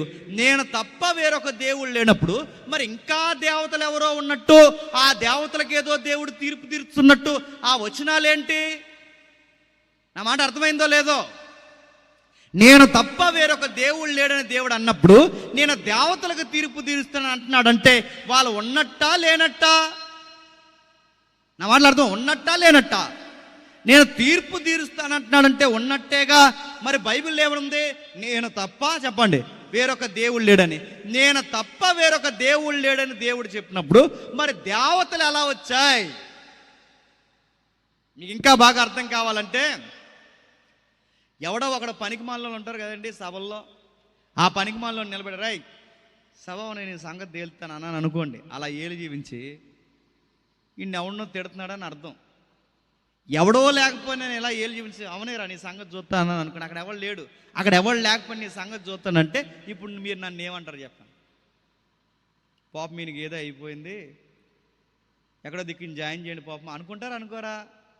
నేను గాల్లోకి ఒకడు వేపు చూపించి మాట్లాడుతానంటే ఖచ్చితంగా మీరు ఏమనుకుంటారు చెప్పండి? ఈయనకి ఏదో అయింది అనుకుంటారుగా. నేను ఒకరిని చూసి తిడుతున్నానంటే అక్కడ ఎవడో ఉండాలి. ఎవరు లేకుండా నేను ఒకరిని తిడితే నీ సంగతి చూస్తాను అన్నానంటే, ఎవరు లేనప్పుడు నీ సంగతి చూస్తానంటే ఆ మాటకు అర్థం ఉందా? లేదు. ఇప్పుడు నేను నీ సంగతి చూస్తానంటే అక్కడ ఎవడో ఉండాలి. ఈ లాజిక్ మీకు అర్థమైతే ఈ రాత్రికి దేవతల సంగతి చూస్తానన్నాడంటే దేవతలు ఉన్నట్టా లేనట్టా? ఉన్నారు. వాళ్ళు దేవుళ్ళుగా ఉన్నారు కానీ దేవుళ్ళు కారు. దేవతలుగా ఉన్నారు, దేవతలు కాదు. అదేంటి? వాడు దేవత కాదా? దేవుళ్ళు కాదంటే ఐగుప్తులు ఉన్నవి దేవుళ్ళు కాదు, ఐగుప్తులు ఉన్నవి దేవతలు కాదు. మరెవరు మరి దేవుళ్ళని పిలవబడతాడంటే వాడు దయ్యాల మోకతో ఉన్నారు. అంటే ఐగుప్తిలో దేవతలుగా కొనియాడబడుతున్నది దయ్యాలా? దయ్యాలే. అదేంటండి అలా ఎలా చెప్పగలరంటే, దయ్యంగా వస్తే మనుషులు మొక్కుతారా? ఎన్టీ రామారావు గారు తెలుసుగా, సీనియర్ ఎన్టీ రామారావు గారు, ఆ పెద్దోళ్ళు తెలుస్తుంది. వాళ్ళు రాజకీయ ప్రసంగాల్లో ఆయన రాజకీయ ప్రసంగం చేస్తూ చమత్కారంగా ఒక ఉదాహరణ ఎత్తాడు. ఏమనంటే ఆ టైంలో ఆయన పార్టీని మొక్కలు చెక్కలు చేస్తున్నారు, ఆ టైంలో ఆయన ప్రసంగంలో ఎత్తుకున్న ఎగ్జాంపుల్ అన్నమాట. ఆయన ఏమంటాడంటే, దొంగే జనాల్లో కలిసిపోయి అన్నాడట, అక్కడ ఉన్నాడు దొంగ అన్నాడు. దొంగోడే జనాల్లో కలిసిపోయి అడుగో దొంగ అంటే ఇక దొంగ ఎవడండి? దయ్యం ఎలా వచ్చిందో తెలుసా? నేను దయ్యాన్నని రాలేదట, మరి ఐగుప్తిలో దేవతలుగా దేవుళ్ళుగా తెస్తేసి కూర్చుంది. దేవుడు అన్నాడు, మోసే అహరోనులారా ఫరోకు చెప్పండి, నాకు రగడ ఎందుకు స్టార్ట్ అవుతుందంటే, బాగా వినాలి ఐగుప్తి ప్రజలు, నాకు గొడవ ఎందుకు స్టార్ట్ అవుతుందంటే నాకు ఫరోతో కాదు ఇబ్బంది, నాకు ప్రజలతో కాదు ఇబ్బంది, అసలు వీళ్ళందరినీ ఇలా తయారు చేసిన ఆ పతనమైపోయిన మోక సాతాన మోకను చూసారా, ఆ దయ్యంగుడితో గొడవ అన్నాడు. ఐగుప్తిలో విష సంస్కృతి పెరిగిపోయింది. అంటే పొరుగువాడి సంసారాన్ని గౌరవించుకోలేని విష సంస్కృతి పెరిగిపోయింది. వాడి భార్యని ఈడు లాక్కుంటాడు, ఈడి భార్యని ఆడు లాక్కుంటాడు, ఈడి భార్య ఆడి భార్య ఈడు, అంటే ఒక విష సంస్కృతి. అప్పటికి ఐగుప్తి అధికారికి ఎంతో మంది భార్యలున్నా శారంను ఎత్తుకుపోయాడంటే మీకు ఐగుప్తి ఎలా ఉందో మీకు అర్థం అవ్వాలి. ఇశ్రాయేల్ని బయటికి పిలిచిన తర్వాత ఇశ్రాయేల్ని అబద్ధం ఆడొద్దు అన్నాడంటే ఐగుప్తిలో అబద్ధమాడినా ఎవరు ఏమి అనరు, దొంగతనాలు పెద్దగా పట్టించుకోరు. అంటే ఐగుప్తి ఎలా ఉందో తెలుసా? రెడ్ లైట్ ఏరియాకి బాబులా ఉందన్నమాట, గుర్తుపెట్టుకోండి. పాపానికి పెట్టింది పేరు. అంటే ఎంత డబ్బుందో, ఎంత విశాలమైన జీవితం ఉందో అంత పాపం ఉంది. ఎందుకనే ఇలా తయారయ్యారంటే అక్కడ దేవతలను మొక్కుతున్నారు కనుక అలా తయారయ్యారు. అందుకే దేవుడు నిర్ణయించుకున్నాడు, ప్రజల్లో ముందు మార్పు రావాలి అంటే వీళ్ళని మబ్బి పెడుతున్న ఈ దయ్యాల సంగతి చూడాలనుకున్నాడు. ఏం చేస్తారు ఆ దయ్యాలంటే, ఆ దురాత్మలు లేదా ఆ యొక్క దేవతలు ఏం చేస్తున్నారు ప్రజలంటే, ప్రజల్ని మబ్బి పెడుతున్నారు, రేపుతున్నారు. అదేంటండి, అలాంటి దేవతల్ని ఆకారాలు ముక్తే ప్రజలు అలా తయారవుతారంటే ఎందుకు తయారవరు? నేను అడుగుతున్నాను, ఒక ఉదాహరణ అడుగుతాను, చెప్పండి. దేవుడి పేరు మీద సారా పంచుతున్నారంటే నేను అడుగుతాను, ఆ దేవుడి పేరు మీద సారా పంచుతున్నారంటే అక్కడ ఉన్నది దేవుడు అంటారా, దేవుడి ముసుగులో ఉన్నది దయ్యం అంటారా? చెప్పండి. దయ్యం. దేవుడి పేరు మీద ఆడవారిని తీసుకొచ్చి అర్ధనగ్న నృత్యాలే కాదు, నిలువుగా అంటే వాళ్ళకి నూనె పోగు కూడా లేకుండా వాళ్ళకి టవళ్ళు కట్టి ఒకేసారి టవళ్ళు ఇప్పించి, మీ వెస్ట్ గోదావరిలోనే దేవుడి పేరు మీద ఘోరంగా ఆడవారితో కామతురతన జరిగించి నృత్యాలు చేస్తున్నారంటే నేను అడుగుతున్నాను, ఆ బొమ్మ వెనకాల ఉన్నది దేవుడు అంటారా దెయ్యం అంటారా? చెప్పండి. ఒక విచిత్రం చెప్పిన, దేవుడికి గంజాయి పంచుతారు తెలుసా? దేవుడికి గంజాయి ఏంటండి? దేవుడికి గంజాయి, దేవుడికి గుడుంబ, దేవుడి పేరు మీద మేళాలు, దేవుడి పేరు మీద భోగం మేళాలు, దేవుడి పేరు మీద, ఈ పదం అంటున్నాను ఏమనుకోకండి, దేవుడి పేరు మీద ఇజ్రాలు అంటే ఆడమగ కానాలతో డ్యాన్స్ నడుతున్నాను. ఇలాంటి విష సంస్కృతి చిన్నపిల్లలకు కూడా చూపిస్తున్నారంటే దేవుడు ఉంటే ఇలాంటి పనులు చేయిస్తాడా? దేవుడి పేరు మీద దయ్యం ఉంటే చేయిస్తాడా? చెప్పండి. దీనికి బాబులా జరుగుతున్నాయి ఐగుప్తిలో విష సంస్కృతి పెరిగిపోయింది. అంటే ఎలా పెరిగిపోయింది? అన్ని దేవుళ్ళ పేరు మీదే జరుగుతున్నాయి. మేళాలు దేవుళ్ళ పేరు మీదే, మత్తు దేవుడి పేరు మీదే, బలులు దేవుడి పేరు మీదే, చంటి పిల్లల్ని చంపడం దేవుడి పేరు మీదే. ఎందుకురా చంటి పిల్లల్ని చంపుతున్నారంటే ఐగుప్తిలో ఫిలాసఫీ ఏంటో తెలుసా?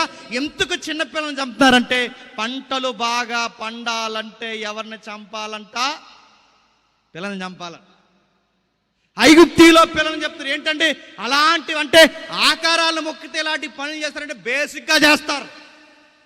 ఆకారాలను మొక్కితే ఇలాంటి పనులు, నిజ దేవుడు తెలియకపోతే దేనికి పడితే దానికి మొక్కితే, ఏది పడితే అది నమ్మితే, నిజ దేవుడు అక్కడ లేకపోతే నీతో దయ్యం చేయించే పనులు ఎలా ఉంటుందో తెలుసా? సాటి మనిషి అంతం కోరుకుంటావు. ఉదాహరణ చెప్తాను వినండి.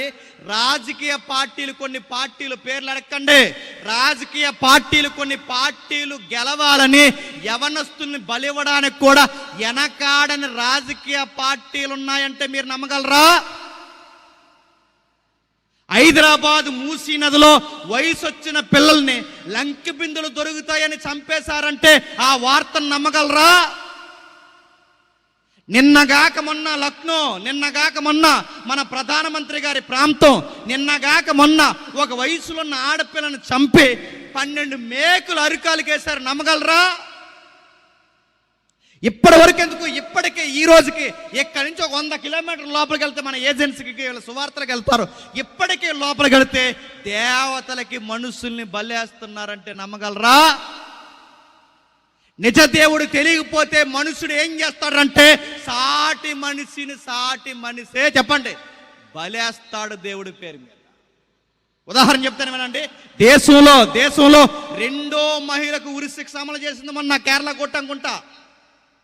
దేశంలో 2వ మహిళ కేరళ కోర్టు ఏం చేసింది? ఆమెకి జడ్జిమెంట్ ఇచ్చింది. అమ్మాయికి ఏం చేసింది? అమ్మాయి ప్రియుడికి పురుగులు మందు కలిపింది డ్రింక్లో. సొంత ప్రియుడికి, ప్రేమించిన అబ్బాయికి డ్రింకులు అంటే తాగే డ్రింక్ ఏదైతుందో ఆ మజా డ్రింక్లో ఆ అమ్మాయి ఏం కలిపింది? పురుగుల మందు కలిపింది. ఎందుకు ఇలాంటి పని చేసావంటే ఆ అమ్మాయి చదివేంటి చెప్పనా? గ్రూప్ 1 చదువుతుంది. గ్రూప్ 1, గ్రూప్ 2, గ్రూప్ 1 చదువుతుందంటే కాంపిటేటివ్ ఫీల్డ్లో గ్రూప్ చదువుతుంది. గ్రూప్ 1లో ఎవరుంటారు చెప్పండి? ఐఏఎస్లు, ఐపీఎస్లు. ఐఏఎస్ ఐపీఎస్ చదివే అమ్మాయి ఒక అబ్బాయిని ఎందుకు చంపేసిందో తెలుసా? మూఢనమ్మకం కోసం చంపిందంటే మీరు నమ్మగలరా? ఆమె ఇచ్చిన స్టేట్మెంట్ చదవండి. కొన్ని సంవత్సరాలు ఆయన ప్రేమించింది, తిప్పించుకుంది. ఈ తిరిగినప్పుడు మోజు పోద్దగా, మోజు పార్కులంతా అక్కడెక్కడ తిరిగిన తర్వాత ఆ మోజు పోయింది. ఎవరో మైండ్ వాష్ చేశారు. ఈ అమ్మాయికి చెప్పారు, ఆ గాలిగాని వేసుకుంటే నీకేం కలిసి వస్తుంది, నీకు మంచి ఆర్మీ ఆఫీసర్ సంబంధం వచ్చిందన్నారు. ఆ అమ్మాయికి ఆఫీసరు గ్రూప్ 1, ఆఫీసరు గ్రూప్స్ కొట్టాలనుకుంటుంది, ఆఫీసరు మ్యాచ్ అవుద్ది, సొసైటీలో లగ్జరీగా బతకొచ్చు. లెక్కలు మార్చింది. ఈయన అడుగుతున్నాను, సగానికి సగం అందరు అమ్మాయిలను అంటలేదు, సగానికి సగం ఇలాంటి గాడిదలు సొసైటీలో లేరు చెప్పండి. ప్రేమ ఒకడితో పెళ్ళొకడితో, ప్రేమ ఒకడితో పెళ్ళొకడితో, అందరు కాదు కొంతమంది ప్రేమ ఒకడితో పెళ్ళొకడితో నడుతున్న ప్రాణాలు పోతున్నాయి చాలా మందివి. ఎందుకు చంపేవే ఆ పిల్లని అడిగితే స్టేట్మెంట్లో చెప్పింది, వాళ్ళు బాగా ట్రెడిషనల్గా మూఢనమ్మకాలు ఎక్కువంట. ఆ ఇంటికి వాళ్ళ పెద్దలు, చిన్నలు, వాళ్ళ బాబాయిలు, మామీలందరూ, ఈ అమ్మాయి కూడా మూఢనమ్మకాలు బాగా నమ్ముతుందట. ఆ జ్యోతిష్యం చెప్పేవాళ్ళు ల్యాప్టాప్ పట్టుకుని వచ్చేసాడు వాళ్ళ ఇంటికి. ఈ మధ్యకాలంలో జ్యోతిష్యం ల్యాప్టాప్లో కూడా చూసి చెప్పేస్తున్నారు. చెప్పండి, మీది ఏ రాశి? మీద సింహరాశి, మంగళవారం మీకు కొంచెం ఇబ్బందిగా ఉంటుంది అన్నాడు. ఎంత సిగ్గులేదో! ఇటు జ్యోతిష్యం ల్యాప్టాప్లో చూసి చెప్పేస్తున్నారు. జ్యోతిష్యం ఇలా లైవ్ వెళ్తుందా? ఈ లైవ్ షాట్లో ఎంతమందో జ్యోతిష్యం చెప్పబడును సంప్రదించవలసిన సెల్ నెంబర్ ... ఎంత సిగ్గులేదు వీళ్ళకి. ఆడు చెప్పాడు, వీళ్ళు వినేడు. ఈ మధ్యకాలంలో చూస్తున్నారు లేదో, హీరోయిన్లు చెప్పించుకుంటున్నారు జ్యోతిష్యాలు. హీరోయిన్లు నెక్స్ట్ సినిమా నాకు హిట్ అవుద్దా పట్టవుద్దా అంటే శ్మశానానికి పోతా రెడీగా ఉండని చెప్పాలి. హీరోలు పూజలు జ్యోతిష్యాలు నడుతున్నారు. జ్యోతిష్యం ఒక బూటకం. ఇవి నమ్మేది ఎవరు చెప్పినా డాక్టర్లు నమ్ముతున్నారు, యాక్టర్లు నమ్ముతున్నారు, గ్రూప్ 1 చదివే వాళ్ళు నమ్ముతారు. ఆ గ్రూప్ 1 చదివే ఆ జాబితాలు ఈ అమ్మాయి ఒకరిదే. ఆ అమ్మాయికి చెప్పాడట ఆ జ్యోతిష్యుడు, ఏమని చెప్పాడంటే, ఇదిగో నువ్వు ఎప్పుడైతే ఎవరినైతే మొట్టమొదటిగా పెళ్లి చేసుకుంటావో ఆ మొట్టమొదటి చేసుకున్న నీ భర్త నీ దోషము వలన చచ్చిపోతాడు అన్నాడు. అమ్మాయికి ఏమో ఆర్మీ సంబంధం నచ్చింది. తీరా జ్యోతిష్యంలో చూస్తే జాతకం ప్రకారం ఆ అబ్బాయిని చేసుకుంటే, ఆర్మీ ఆఫీసర్ని చేసుకుంటే జాతకం ప్రకారం ఏమవుతాడు? చచ్చిపోతాడు. ఇప్పుడు చనిపోతాడు కనుక ఆయన చనిపోకూడదు, పెళ్ళి అవ్వాలి అంటే అప్పుడు అమ్మాయి అందట, నాకు ఆయనే కావాలంటే ఆయన కాదే, ఆయన చేసుకుంటే చచ్చిపోతామంట కదా, నీకు దోషం ఉందనగానే మరి ఎలాగనగానే తీవ్రంగా ఆలోచించింది. ఆ జ్యోతిష్యుడికి తన పేరెంట్స్కి చెప్పింది, ఆడేమీ సావడు, ఆ ఆఫీసర్కి ఏమీ కాదు, మీరు ముహూర్తాలు రెడీ చేయండి, ఆయనకి ఏ దోషం ఉండదు, నేను అనుకున్న సమయానికి పెళ్లి చేసుకుంటా. అంటే ఎలా చేసుకుంటావంటే, ఏంటి ముహూర్తాలను ఎదిరించగలవని అడిగితే అప్పుడు అందట, నా దగ్గర ఒక ఐడియా ఉంది, జీవితాన్ని మార్చేద్దాం. ఏముంది ఐడియా అంటే, ఈ తమ్ముడికి ఫోన్ చేసింది, రారా చిట్టుకన్నా అని. మీడికేం తెలుసు, వెళ్ళిపోయాడు అమాయకంగా. వెళ్ళిపోయినట్టునే దాహంతో ఉన్నావా అన్నది. ఉన్నాడు. మంచిగానే మంచి చూసి బాగానే ఇచ్చింది. రా, ఇంక నేను ఏమనుకుంటున్నానంటే, ఇంకా మనల్ని ఎవరు విడదీయలేరు, మన ప్రగాఢమైన ప్రేమను మనం ఎవరు విడదీయకూడదు కనుక మనం ఏం చేద్దామంటే ఒక టెంపుల్కి పోయి రహస్యంగా మనం పెళ్లి చేసుకుందాం. రహస్యంగా వెళ్ళారు, పెళ్లి చేసుకున్నారు, తాళి కట్టించుకుంది, ఇంటికి తీసుకొచ్చింది. ఆ ఫస్ట్ నైట్ కార్యక్రమం ఇంట్లోనే పెట్టింది. ఆ కార్యక్రమం జరుగుతున్న టైంలో సరిగ్గా అబ్బాయికి పురుగుల మందు కలిపి ఇచ్చేసింది. ఎందుకు చంపేసో పిల్ల అమ్మాయిని ప్రేమించిన అని అడిగితే అప్పుడు అమ్మాయి స్టేట్మెంట్లు ఇచ్చిన రికార్డ్ ఏంటో తెలుసా? నా దోషం పోవాలంటే మొదటి భర్త చచ్చిపోవాలి కనుక ఆ మొదటి భర్తగా ప్రేమికుడిని చంపేశాను. ఆర్మీ ఆఫీసర్ని చేసుకోవడానికి ప్రేమించినోడికి పురుగుల మందు ఇచ్చేసింది. చూడండి ఏమి నమ్మిందండి ఈ అమ్మాయి, ఏమి నమ్మింది అమ్మాయి అంటే మూఢనమ్మకం. అడుగుతున్నాను, గ్రూప్ 1 చదివిన వాళ్ళు నమ్ముతున్నారు, ఆఫీసర్లు నమ్ముతున్నారు, ఇంజనీరింగ్ చేసిన వాళ్ళు నమ్ముతున్నారు, బీటెక్ ఎంటెక్ చదివే స్టూడెంట్స్ నమ్ముతున్నారు, సైన్స్ స్టూడెంట్స్ కూడా ఇలాంటివి నమ్ముతున్నారు. ఎందుకు చెప్పనా? ఎందుకు నమ్ముతారంటే మీరు రాసి పెట్టుకోండి. ఎందుకు నమ్ముతారు చెప్పనా? నీ దేవుడు ఎలాంటోడో నీకు క్లారిటీ లేకపోతే, నువ్వు నమ్మే దేవుడు ఎలాంటోడో నీకు క్లారిటీ లేకపోతే నువ్వు చేసే పనులన్నీ దుర్మార్గపు పనులే అవుతాయి. నీ దేవుడు సరైనోడైతే నువ్వు చేసే పనులు కూడా అర్థవంతంగా లాజిక్కి సరిపోతాయి. నువ్వు చేసే పనులు సరిగ్గా ఉండక సొసైటీకి కీడైపోతున్నాయంటే నువ్వు నమ్మేది దేవుడిని కాదు, దేవుడి పేరు మీద చెప్పండి దయ్యాన్ని నమ్ముతున్నావు. ఐగుప్తులు ఇవే ఎక్కువైపోయినాయి. మనుషులు మనుషులు చంపుకుంటున్నారు, నదులకి బలిచ్చుకుంటున్నారు, మనుషులు మనుషులు చంపుకుంటున్నారు. సగం ఎద్దు ఆకారం ఉంది, సగం మనిషి ఆకారం ఉంది, సగం పిల్ల ఆకారం ఉంది, సగం మనిషి ఆకారం ఉంది. ఇలాంటి ఆకారాలన్నింటినీ మొక్కుతున్నారు. దేవుడు అన్నాడు, ఈ దేవతల సంగతి రాత్రి తేల్చేస్తాను. తేలుస్తాడు. రాత్రికి వాళ్ళొక్కరినే దేవతలనే చంపుతాడా? దేవుడు ఇంకో మాట కూడా అన్నాడు, ఈ దేవతల మొక్కునోళ్ళ సంగతి కూడా తేల్చేస్తాను. అంటే ఈ దేవతల్ని తీసేస్తా అన్నాడు, ఈ దేవతల్ని మొక్కిన ప్రజలను కూడా చెప్పండి తీసేస్తానన్నాడు. ఇప్పుడు బాగా వినాలి, ఎవరు మొక్కుతున్నారా ఆ దేవతల్ని? ఐగుప్తీయులు. ఎవరు మొక్కుతున్నారా ఆ దేవతల్ని? చెప్పాలి, ఐగుప్తీయులు. విచిత్రం ఏంటి చెప్పనా? ఇశ్రాయేలీలు కూడా మొక్కుతున్నారు. ఎవరు మొక్కుతున్నారు? ఇశ్రాయేలు కూడా మొక్కుతున్నారు. అదేంటి? ఇశ్రాయేలు నిజ దేవుని మొక్కుతున్నారుగా, మళ్ళీ ఈ దేవతల్ని ఎలా మొక్కుతున్నారంటే మనం మొక్కట్లేదా? ఎంత సిగ్గులేని వ్యవహారాలు ఉంటాయంటే ఇక్కడ చాలామందికి నాకు తెలుసు. ఎంత సిగ్గులేని వ్యవహారాలంటే పాస్టర్ గారితో ప్రార్థన ఏం చేస్తారు, బేపనాయంతో ముహూర్తం పెట్టి. మీకు ఎంత సిగ్గులేదో. ఒక ఆవిడ అందంట, ఇదిగో పాస్టర్ గారు రేపు మీరు 11:30కి వచ్చేయాలండి ఫంక్షన్కి అందంట. అది కాదమ్మా, రేపు ఏమైనా ట్రాఫిక్ జామ్ గడ అవుతే కొంచెం 10 నిమిషాలు అడ్డు అవుతే నహి జిందకి 11:30కి వచ్చేయండి అందంట. అలా కాదమ్మా, కొంచెం ఏదైనా ఆలస్యం రావాల్సిందే అన్నారు. ఏమ్మా అని అడిగితే పాస్టర్ గారికి చెప్పింది ఏమని చెప్పినా, బేపనాయన ముహూర్తం 11:30కి పెట్టారు, సరిగ్గా టైంకి వచ్చింది. నేను అడుగుతున్నాను, పిలవడానికి ఆవిడికి సిగ్గులేదు? ఇంక నెక్స్ట్ నన్ను అడగండి, పిలవడానికి ఆవిడికి సిగ్గులేదు నడుతున్నాను. ఈయనకు ఉండాలి కదండి, నువ్వు బేపనాయంతో మళ్ళీ మాతో ముహూర్తాలంటే అడగాల నడుతుంది. ఈరోజు అడ్జస్ట్ అయిపోయారు. ఎంత అడ్జస్ట్ అయిపోయారు చెప్పిన? ఒక పాస్టర్ గారు చర్చి కట్టడానికి ముహూర్తం పెట్టించుకోవడానికి బేపనాయం దగ్గరికి వెళ్ళాడంటే ఇంకేమనాలి చెప్పండి? సంఘ పెద్దలే వాస్తులు చూసి కడుతున్నారంటే ఇంకేమనాలి చెప్పండి? మా ఊర్లో కొంతమంది సిగ్గులేని వాళ్ళు ఉన్నారు, ప్రార్థన చేసి భోగమంటేశారు. ఇంకేమనాలి చెప్పండి అడుగుతున్నాను. ఏముంది అంటే మనం ఎలాంటి వాళ్ళు చెప్పినా, ఇటు బైబిల్ దేవుడిని నమ్ముతాం, బయట దేవతల్ని నమ్ముతాం.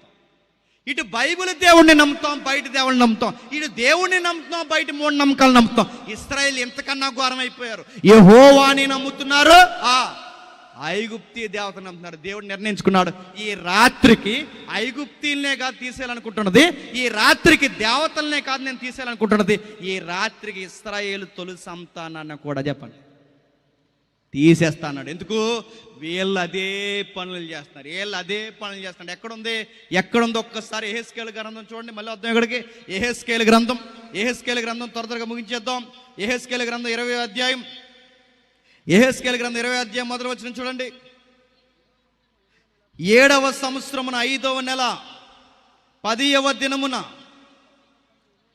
ఇశ్రాయేలు పెద్దల్లో కొందరు యెహోవా యొద్ద విచారించుటకై యెహెజ్కేలైన నా యొద్దకు వచ్చి, సందర్భం చెప్తాను జాగ్రత్తగా వినండి. ఇశ్రాయేలు అందరూ కూడి వచ్చారట. ఎక్కడికి కూడి వచ్చారు? యెహెజ్కేలు ప్రవక్త దగ్గరకు వచ్చారు. ముగించేస్తాను, జాగ్రత్తగా వినండి. ఇశ్రాయేలు అందరూ యెహెజ్కేలు ప్రవక్త దగ్గరకు వచ్చారు. ఏమనంటే, దేవుణ్ణి మనకి న్యాయం తీర్చమండి. అప్పటికే పొరుగు రాజ్యాలు దుడుమాడేస్తున్నాయి. ఎవరిని? ఇశ్రాయేలుని నలిపి పాడేస్తున్నాయి. అప్పటికే బబులోను నలిపేస్తుంది. ఇప్పుడు మాదీయ పార్సికలు నలిపేయడానికి సిద్ధమైపోయారు. ఇప్పుడు గ్రీకులు దండయాత్ర కూడా ప్రారంభమైపోతుంది. అలాంటి టైంలో ఇతర సామ్రాజ్యాలు మనల్ని నలిపేస్తున్నాయి.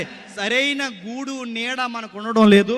మనకి దేవుడు ఏం తీర్పు తీరుస్తాడో దయచేసి చెప్పవయ్యా అని యెహెజ్కేలు ప్రవక్తను అడగడానికి వస్తే, ప్రవక్త వెళ్ళి ఇశ్రాయేలు పక్షాన్ని అడుగుతున్నాడు, దేవా నీ ప్రజలకు ఏమి న్యాయం తీరుస్తావంటే, అప్పుడు దేవుడు మొదలెట్టాడు, నరపుత్రుడా జాగ్రత్తగా విను, వీళ్ళక న్యాయం చెప్పాల్సింది అన్నాడు.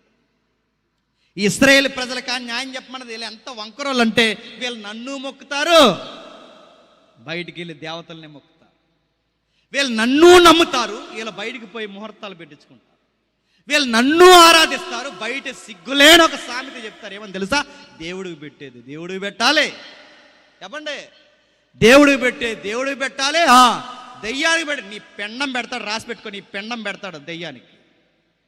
దేవుడికి పెట్టే దేవుడికి పెట్టాడు, దెయ్యం ఏం పెడతావు? దెయ్యంగా నీ పెండం కోరతాడు వాడు.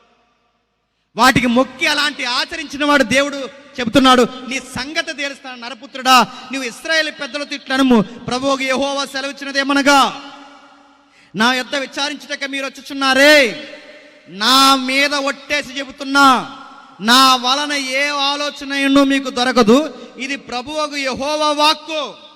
వారికి న్యాయము తీర్చుదువా నరపుత్రుడా? వారికి న్యాయము తీర్చుదువా? వారి పితరులు చేసిన ఏ కృత్యములు వారికి తెలియచేయము. ఎట్లనగా, ప్రభు అయిన యెహోవా ఎలాగూ సెలవిచ్చుచున్నాడు, నేను ఇశ్రాయేలుని ఏర్పరచుకున్న నాడు, యాకోబు సంతతికి ప్రమాణం చేసిన నాడు, ఐగుప్తినందు నన్ను వారికి ప్రత్యక్షపరచుకుని ప్రమాణము చేసి మీ దేవుడైన యెహోవాను నేను ప్రకటించిన కాలమున వారిని ఐగుప్తీ దేశం రప్పించి వారి కొరకు నేను విచారించినదంతయు పాలు తేనెలు ప్రవశించిన సకల దేశముల ఆభరణమైనదైన దేశములోనికి తోడుకొని పోదునని చెప్పిన కాలముననే ప్రమాణం చేసి తిని, అప్పుడు నేను మీ దేవుడైన యెహోవాను, మీలో ప్రతివాడు తనకిష్టమైన ఏ కృత్యములు విడిచిపెట్టవలనని, ఐగుప్తి విగ్రహములు పూజించడం చేత మిమ్మల్ని మీరు ఎలా అపవిత్రపరచుకున్న వలనని నేను వారికి ఆజ్ఞాపించిన. అయితే వారు నా మాట విననొల్లక నా మీద తిరుగుబాటు చేసి తమకిష్టమైన ఏ కృత్యములు చేయటం మానలేదు, ఐగుప్తి విగ్రహములు పూజించటం మానలేదు గనక ఐగుప్తి దేశములో ఇశ్రాయేలు ఉండగానే నేను నా రౌద్రము వారి మీద కుమ్మరించి నా కోపం వారి మీద ఆ రాత్రే తీర్చుకుందాం అనుకున్నాను, కానీ ఆగిపోయాను. అర్థమైందా? అంటే ఐగుప్తీలు ఉండగా దేవుడు చేసింది ఏంటో తెలుసా? ఐగుప్తీలు ఉండగా దేవుడు ఐగుప్తీ దేవతలనే కాదు మట్టి పెట్టాలనుకున్నది, ఐగుప్తీ దురాత్మలనే కాదు దేవుడు మట్టి పెట్టాలనుకున్నది, ఐగుప్తీ ప్రజల్లో తొలి సంతానాన్నే కాదు, మరి ఎవరిని? ఇశ్రాయేలుని కూడా. ఇశ్రాయేలును కూడా ఎందుకు తీసేయాలనుకున్నా ప్రభు అంటే, దేవుడు అంటున్నాడు, ఇశ్రాయేలు కూడా ఐగుప్తీలాగా ఏం చేస్తున్నారు?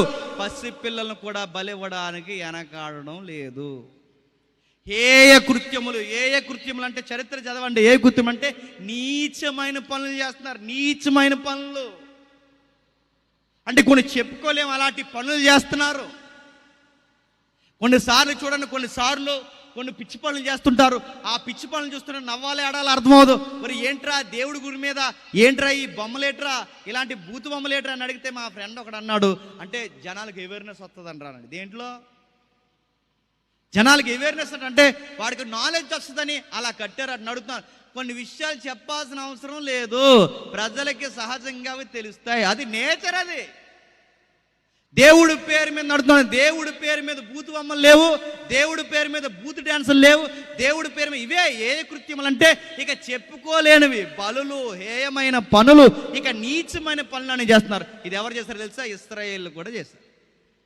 అప్పుడు దేవుడు అన్నాడు, ఈ రాత్రికి ఇశ్రాయేలును కూడా నేను తీసేయాలనుకుంటే, అప్పుడు దేవుడు జ్ఞాపకం చేసుకున్నాడు, అబ్రహాము, ఇస్సాకు, యాకోబులకి వాగ్దానం ఇచ్చాడే, నీ పిల్లల్ని ఐగుప్తి నుంచి కానాను భూభాగాన్ని తీసుకెళ్తానని.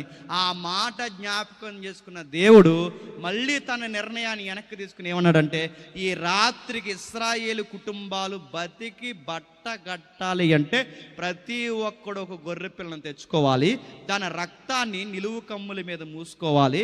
ఆ రక్తాన్ని పూసుకున్న తర్వాత వీళ్ళంతా కలిసి కూర్చొని ఒక ఎముకైనను ఇరవకుండా ఆ వండిన ఆ మాంసాన్ని, ఆ గొర్రె పిల్ల మాంసాన్ని వీళ్ళు తినాలి. సాయంకాలం అందే దాన్ని చంపాలి. ఇదంతా ఎందుకు చెప్తున్నా ప్రభు అంటే బాగా వినాలి. ఐగుప్తి చదువుకున్న పెద్దలకి, బైబిల్ మీద అవగాహన ఉన్న వాళ్ళు అంచనా వేస్తారు. ఐగుప్తి దేనికి గుర్తండి? లోకానికి గుర్తు. దేనికి గుర్తు? ఐగుప్తి లోకానికి గుర్తు. ఇశ్రాయేలు దేనికి గుర్తండి? సంఘానికి గుర్తు. పాలు తేనెలు ప్రవహించు కానాను భూభాగం దేనికి గుర్తండి?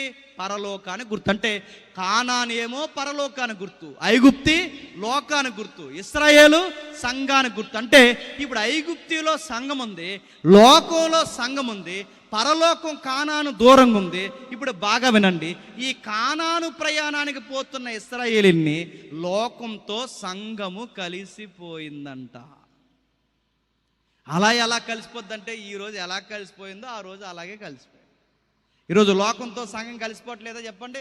పాస్టర్ల జబర్దస్తి సోలికి వెళ్ళడం ఏంటంటే సిగ్గు కలుస్తున్నారు లేదా? పాస్టర్ల జబర్దస్తి సోలికి వెళ్ళడం ఏంటి?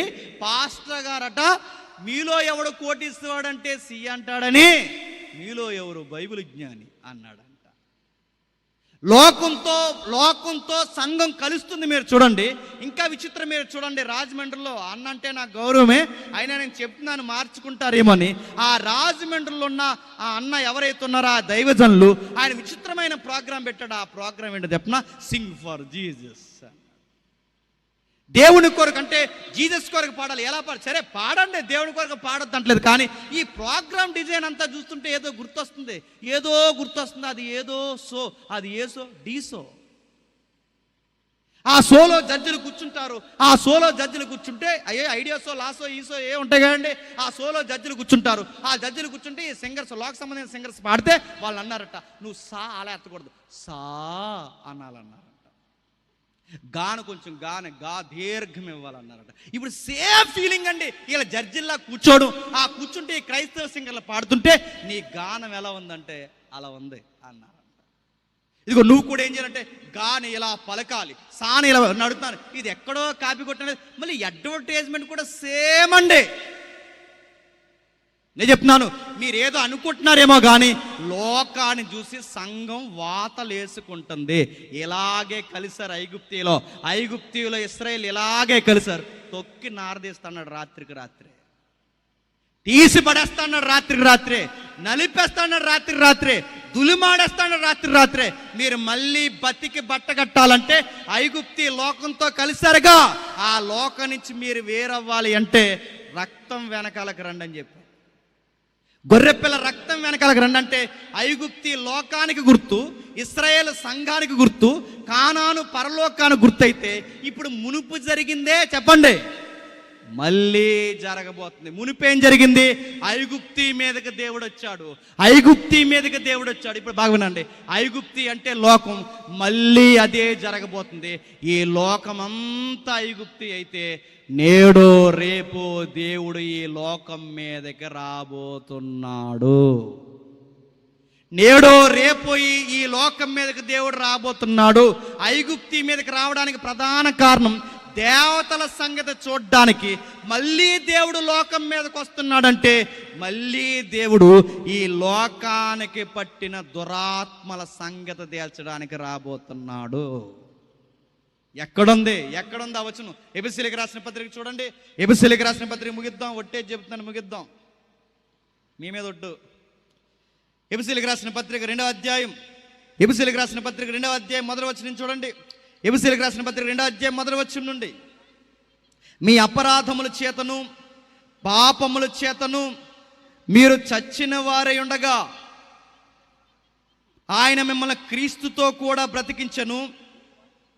మీరు వాటిని చేయిచు వాయుమండల సంబంధమైన అధిపతిని అనగా అవిధేయులైన వారిని ఇప్పుడు ప్రేరేపించే శక్తిని, అధిపతిని అనుసరించి ఈ ప్రపంచ ధర్మము చొప్పున మునుపు నడుచుకున్నారు, ఇంకా ఈ ప్రపంచం అలాగే నడుచుకుంటుంది. ఈ ప్రపంచాన్ని ఎవడో ప్రేరేపిస్తున్నాడు, ఆడి పేరు అధిపతి అట. ఆ అధిపతి, ఆడికున్న పేరు అధిపతి, ఆడికి మరో పేరేంటో తెలుసా? ప్రేరేపించే శక్తి. ఏం చేస్తాడట? ప్రేరేపిస్తాడు. ఐగుప్తిలో దేవతలకు వచ్చాడు, వాళ్ళని ప్రేరేపించాడు, తమను తామే చంపుకున్నారు. ఇప్పుడు లోకమని ఐగుప్తికి పట్టాడు, ఈ లోకాన్ని కూడా ప్రేరేపిస్తున్నాడు. ఏమని ప్రేరేపిస్తున్నాడు? ఒరే, నువ్వు పుట్టింది దేనికంటే, ఐఫోన్ కోసం పుట్టావరా, మీ నాన్న ఐఫోన్ కొనకపోతే చచ్చిపోరా అని ఆయన అలా ప్రేరేపిస్తున్నాడు. కొంతమందిని ఎలా ప్రేరేపిస్తున్నాడు చెప్పనా? నువ్వు పుట్టింది ఆ పిల్ల కోసమే పుట్టావరా, ఇంకా ఆ పిల్ల లేకపోతే నీ బతుక్కి పరమార్థం లేదురా, దేవుడు నిన్ను ఈ పిల్ల కోసమే పుట్టించాడు, ఇక ఈ పిల్ల లేకపోతే నువ్వు చచ్చిపోరంటే ఆ పిల్ల కోసం ఈ సిగ్గులేనాడు పురుగుల మందు తాగి చచ్చిపోతున్నాడు. ఒక్కొక్కడిని ఒక్కలా ప్రేరేపిస్తుంది. వయసులో ఉన్నవాడిని ఒకలా ప్రేరేపిస్తుంది, వయసు మళ్ళీ ఒకలా ప్రేరేపిస్తుంది, వయసు అయిపోయిన ఒకలా ప్రేరేపిస్తుంది, భక్తి ఉన్నవాడిని ఒకలా ప్రేరేపిస్తుంది, భక్తి లేని ఒకలా ప్రేరేపిస్తుంది. అందుకే బైబిల్లో వాడిని ప్రథమేంటో చెప్పనా? ఇది ఒక చీకటి ప్రపంచం. ఈ చీకటి ప్రపంచానికి అధిపతి చెప్పండి, సాతానుగాడి వాడి యొక్క దూతలు. అందుకే చూడండి, ఒక్క సినిమా తినంగా ఉందా చూడండి, ఒక్క సినిమా ఈ సొసైటీకి వాడు పట్టాడు అనడానికి గుర్తు అదేనండి. ఒక్క సినిమా తినంగా ఉందేమో చూడండి. ఒకప్పుడు టైటిల్ ఏడు తెలుసా? కొడుకు దిద్దిన కాపురం. ఇప్పుడు టైటిల్ ఏడు చెప్పనా? కొడుకు సెడగొట్టిన కాపురం. ఒకప్పుడు టైటిల్ ఏంటి చెప్పనా? ఉత్తమ కొడుకు. ఇప్పుడు సన్నాసెదవ. టైటిల్ అదే. ఒకప్పుడు హీరో అంటే ఎథిక్స్ ఉండేవి, ఇప్పుడు హీరోకి గంజాయి, గొట్క, దరిద్రం, బ్లేడ్ ఎదవలందరూ ఈరోజు హీరోలు. మీరు చూసారు లేదు? బ్లేడ్ ఎదవలందరూ హీరోలు అండి, మీరు చూసారు. ఈ మధ్యకాలంలో రే ఏంట్రా ఇలాంటి దొంగతనాలు చేస్తున్నావు, ఏంట్రా నీకు ఈ పని ఏంట్రా అని అడిగితే ఆడు చెప్పిన స్టేట్మెంట్లో, పోలీస్ స్టేట్మెంట్లో ఏమిచ్చాడు చెప్పినా? ఇలాంటి పని చేసేవేట్రా అని అడుగుతాడు. అన్నాడు, నేను పుష్ప సినిమా చూశాను అన్నాడు. పుష్ప అంట. నేను అడుగుతున్నాను, సినిమాలు చూడండి ఎంత దరిద్రపు యాసలంటే మీరు చూడండి. ఒక మనిషిని నరికి ఆ కత్తి నోట్లో పెట్టుకొని ఆడి లింగిపై కట్టి ఆ రక్తమంతా ఇలా మీద పడిపోతుంటే బా ఏమందరూ వాలు పోస్టర్ అంటున్నారంట. రే అదంతా డెవిల్ ప్రాక్టీస్, దయ్యపు ఆలోచనలు రావని.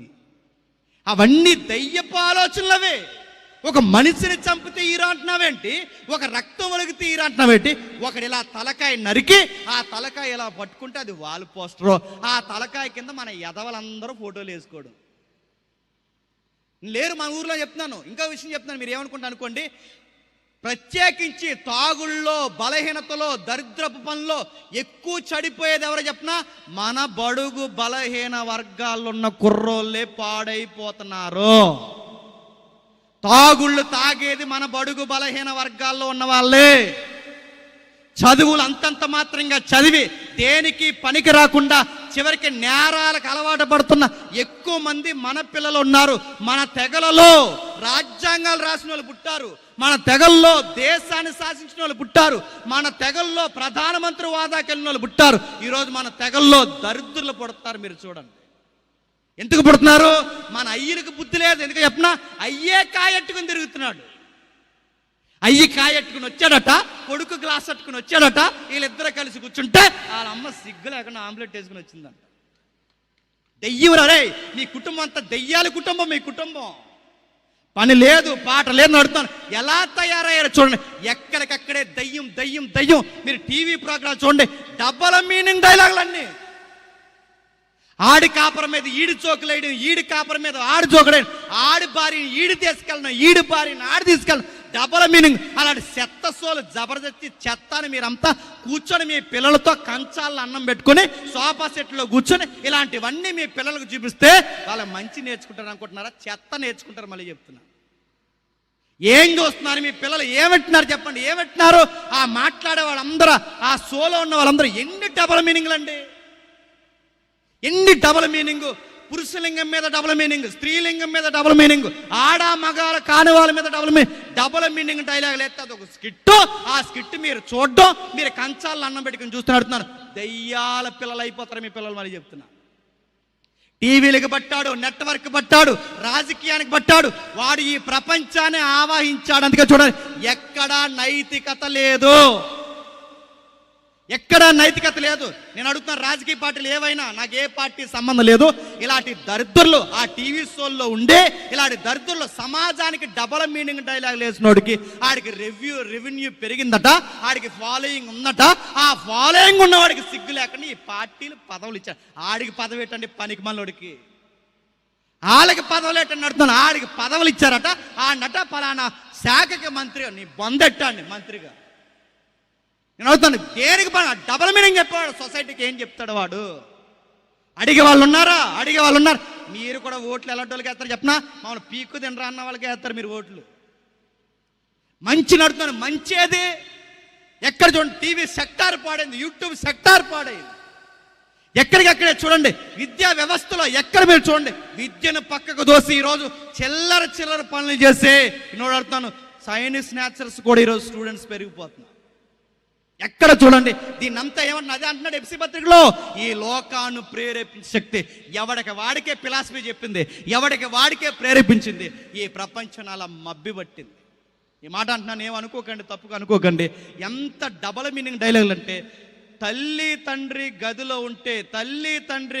ఉంటే ఆ గదిలో ఉన్న తల్లిదండ్రుల సంసారం మీద కొడుకులు టీవీ ఛానల్ పెట్టి వాళ్ళ అమ్మా నాన్న బెడ్రూమ్ విషయాల మీద జోకులేస్తే ఆ ప్రోగ్రాలు హిట్ అయిపోతున్నాయి. అంటే ఈ సమాజం ఎలా ఉందో మీకు అర్థం అవ్వాలి. ఇంతకన్నా డీటెయిల్గా అడగండి. అలాంటి తల్లిదండ్రుల యొక్క రహస్య జీవితం మీద జోకులేసినోడికి తెలుసో తెలియకో మన ప్రధానమంత్రి గారు ఆడికి ఉత్తమ అవార్డు ఇచ్చారు. ఉత్తమ అవార్డు ఆయనకి తెలుసో తెలియదు, నాకైతే తెలియదు. ప్రధానమంత్రి చేతుల మీద ఆ పనికి మాలి యూట్యూబర్ ఎవడైతే ఉన్నాడో ఆడు ప్రధానమంత్రి చేతుల మీద ఉత్తమ అవార్డు తీసుకున్నాడు. పైకి మాట్లాడేదంతా సనాతన ధర్మం, వెనకాల పేసన్ని సన్నాసి పనులన్నీ చేస్తే ఆడికి ఉత్తమ అవార్డు ఇచ్చారండి. సనాతనం అనుకున్నారు కానీ ఆడు సన్నాసి గడని తర్వాత తెలిసింది. ఎవడన్నా అడగండి మీకు, ఎందుకంటే అసలు విషయం కన్నా మీకు పేర్లు కావాలి. మీరు ఎక్కడ చూడండి సమాజం పెట్టలేకపోయింది, పాడైపోయింది. ఇప్పుడు చెప్పండి, ఐగుప్తిని పాడు చేసిన దయ్యాలు, ఐగుప్తిని పాడు చేసిన ఆ దేవతలు, ఐగుప్తిని పాడు చేసిన పతనమైన దురాత్మలు ఇప్పుడు యావత్తు ప్రపంచానికి పట్టాయి. ఆ రోజు ఐగుప్తి దుమ్ము దులపడానికి ఆ రోజు రాత్రి దేవుడు దిగితే ఇప్పుడు మళ్ళీ దేశాలకి పట్టిన ప్రపంచానికి పట్టిన ఈ దురాత్మల్ని పట్టి తొంగలో తొక్కడానికి వేవేల పరిశుద్ధ పరివారంతో దేవుడు రాబోతున్నాడు. దాన్నే యుగాంతం అంటారు. గుర్తుపెట్టు. ఇది చెప్పకుండా నజరేయుడైన యేసు మేఘాల మీద వేవేల పరిశుద్ధ పరివారంతో దేవుడు రాబోతున్నాడు అని బైబిల్ చెప్తే ఇదంతా వదిలేసి ఏమన్నారంటే, సముద్రంలో నుంచి పాము వస్తుందా, నీ బొంద వస్తుందిరా పాము.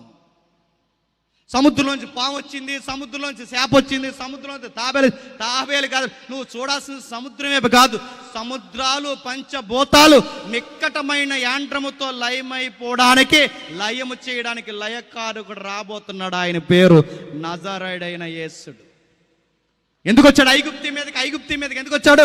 ఐగుప్తి దేవతల సంగతి దేశానికి వచ్చాడు. ఇప్పుడు మళ్ళీ దేవుడు ఎందుకు వస్తున్నాడు? ఈ దయ్యాల సమూహాన్ని, చిట్ట చివరి శత్రువైన ఆ సాతాను గాని పీకి పట్టుకెళ్ళి నరకంలో పడేయడానికి వస్తున్నాడు. అయితే ఒక ప్రాబ్లం ఉంది.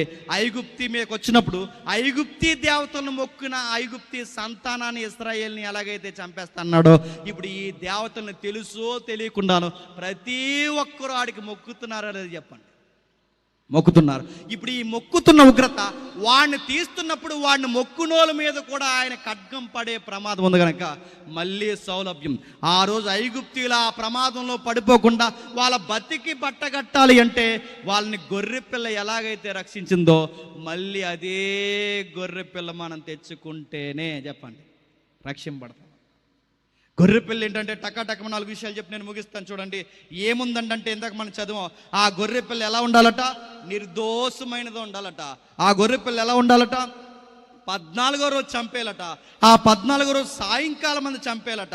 ఆ గొర్రెపిల్ల ఒక ఎముక కూడా ఎరవకూడదట. ఆ గొర్రెపిల్ల రక్తాన్ని నిలువు కొమ్ములకి అడ్డు కొమ్ముకి రాసి ఆ గొర్రెపిల్ల రక్తం వెనక దాకోలంట. దాని పేరు పస్కా అంటారు. ఈ పస్కా అంటే చెప్పినా బాగా వినండి. ఈ పస్కా గుర్తులన్నీ దేనికంటే రాబోతున్న నిజమైన పస్కా బలి పశువు నజరేయుడైన యేసుకు సంబంధించి. అంటే ఎలా అంటే ఒక నిర్దోషమైన గొర్రెపిల్ల అన్నాడా? పిలాతు జడ్జిమెంట్ ఇచ్చినప్పుడు పిలాతు ఏమన్నాడండి? ఈయన యందు నాకు ఏ దోషము చెప్పండి కనబట్టలేదు. ఈయన యందు నాకు ఏ దోషమో కనబట్టలేదు అన్నాడంటే నిర్దోషమైన గొర్రెపిల్ల. 14వ రోజు చంపేమన్నాడు ఐగుప్తీయులు ఆ గొర్రెపిల్లని. యేసుప్రభు కూడా ఏ రోజు చనిపోయాడు తెలుసా? యేసుప్రభు కూడా 14వ తారీఖు, అంటే మొదటి నెల పస్కా 14వ తారీఖునే చనిపోయాడు. పైగా సాయంకాలం మందు గొర్రెపిల్లని ఐగుప్తిలో చంపమన్నాడు. యేసుప్రభు చనిపోయింది కూడా ఎప్పుడు చెప్పండి? ఈ లెంట డేస్లో చదువుతాంగా, సాయంత్రం 3 గంటలకు చచ్చిపోయాడు. బాగా వినండి, సాయంత్రం 3 గంటలకు, అంటే అక్కడ సాయంకాలం, ఇక్కడ సాయంకాలం, అక్కడ నిర్దోషమైనది, ఇక్కడ నిర్దోషమైనది, అక్కడ 14వ రోజు, ఇక్కడ 14వ రోజు. ముగించేస్తున్నాను. ఆ గొర్రె పిల్ల ఒక ఎముకైనా నిరవకూడదన్నాడు. మీరు సిలువ సన్నివేశాలు మీరు చూడండి. కుడివైపునున్న దొంగ కాళ్ళు ఎరగొట్టింది రోమా సైనికులు, ఎడమ వైపునున్న దొంగ కాళ్ళు ఎరగొట్టారు రోమా సైనికులు. కానీ ఎవరి ఎముకలు ఎరగొట్టలేకపోయారు చెప్పండి? యేసుప్రభు ఎందుకు చెప్పినా ఎరగొట్టకూడదు. ఎందుకంటే అక్కడ గొర్రెపిల్ల ఎముక ఎలాగైతే ఇరవకూడదో, ఇక్కడ ఈ గొర్రెపిల్ల ఎముక ఇరవకూడదు. ఆ రోజు ఐగుప్తి నుంచి ఇశ్రాయేలు సంఘాన్ని కాపాడడానికి ఆ రోజు ఆ గొర్రెపిల్ల, ఈరోజు ప్రపంచంలో ఉన్న ఈ ఐగుప్తిలో క్రీస్తు సంఘాన్ని కాపాడడానికి మనకున్న ఒకే ఒక్క గొర్రెపిల్ల చెప్పండి? నజరేయుడైన యేసు. ఇప్పుడు ఈ గొర్రెపిల్లని తినాలి, ప్రతి ఒక్కరు తినాలి. ఇప్పుడు ఈ గొర్రెపిల్లని ఎలా తింటారు? దాన్ని మార్చాడు. ఇప్పుడు పస్కా క్రొత్త నిబంధనకి ఏమైందంటే ప్రభురాత్రి సంస్కరణ అయింది. ఏమైంది? ప్రభురాత్రి సంస్కరణ. ఇప్పుడు రొట్టె, బాగా వినండి, మాంసానికి గుర్తు, ద్రాక్షరసం రక్తానికి గుర్తు. ఈ రొట్టె ద్రాక్షరసం ఎవడైతే తీసుకుంటాడో చెప్పండి, వాడు బతుకుతాడు. అంటే దేవుడు ఈ రాత్రి సంచరించవచ్చు, రేపు సంచరించి, ఎప్పుడు వస్తాడో మనకు తెలియదు. ఆయన హఠాత్తుగా వస్తాడు. ఎలా వస్తాడు? ఐగుప్తి మీదకి వచ్చినట్టే వస్తాడు. ఐగుప్తిలో ఏం జరిగిందో చెప్పండి, మళ్ళీ అదే జరగబోతుంది. ఆ రోజు ఐగుప్తిలో కుటుంబానికి ఒకడే చనిపోయాడు. ఈ రెండో రాకల్లో కుటుంబానికి ఒకటే కాదు, కుటుంబం అంతా లేచిపోతారు నమ్మకపోతే. మొత్తం కుటుంబం. అందుకే సువార్తల్లో ఉంటుంది, మీరు ఇంటికి వెళ్ళి చదవండి. సువార్తలు ఏమిటో తెలుసా?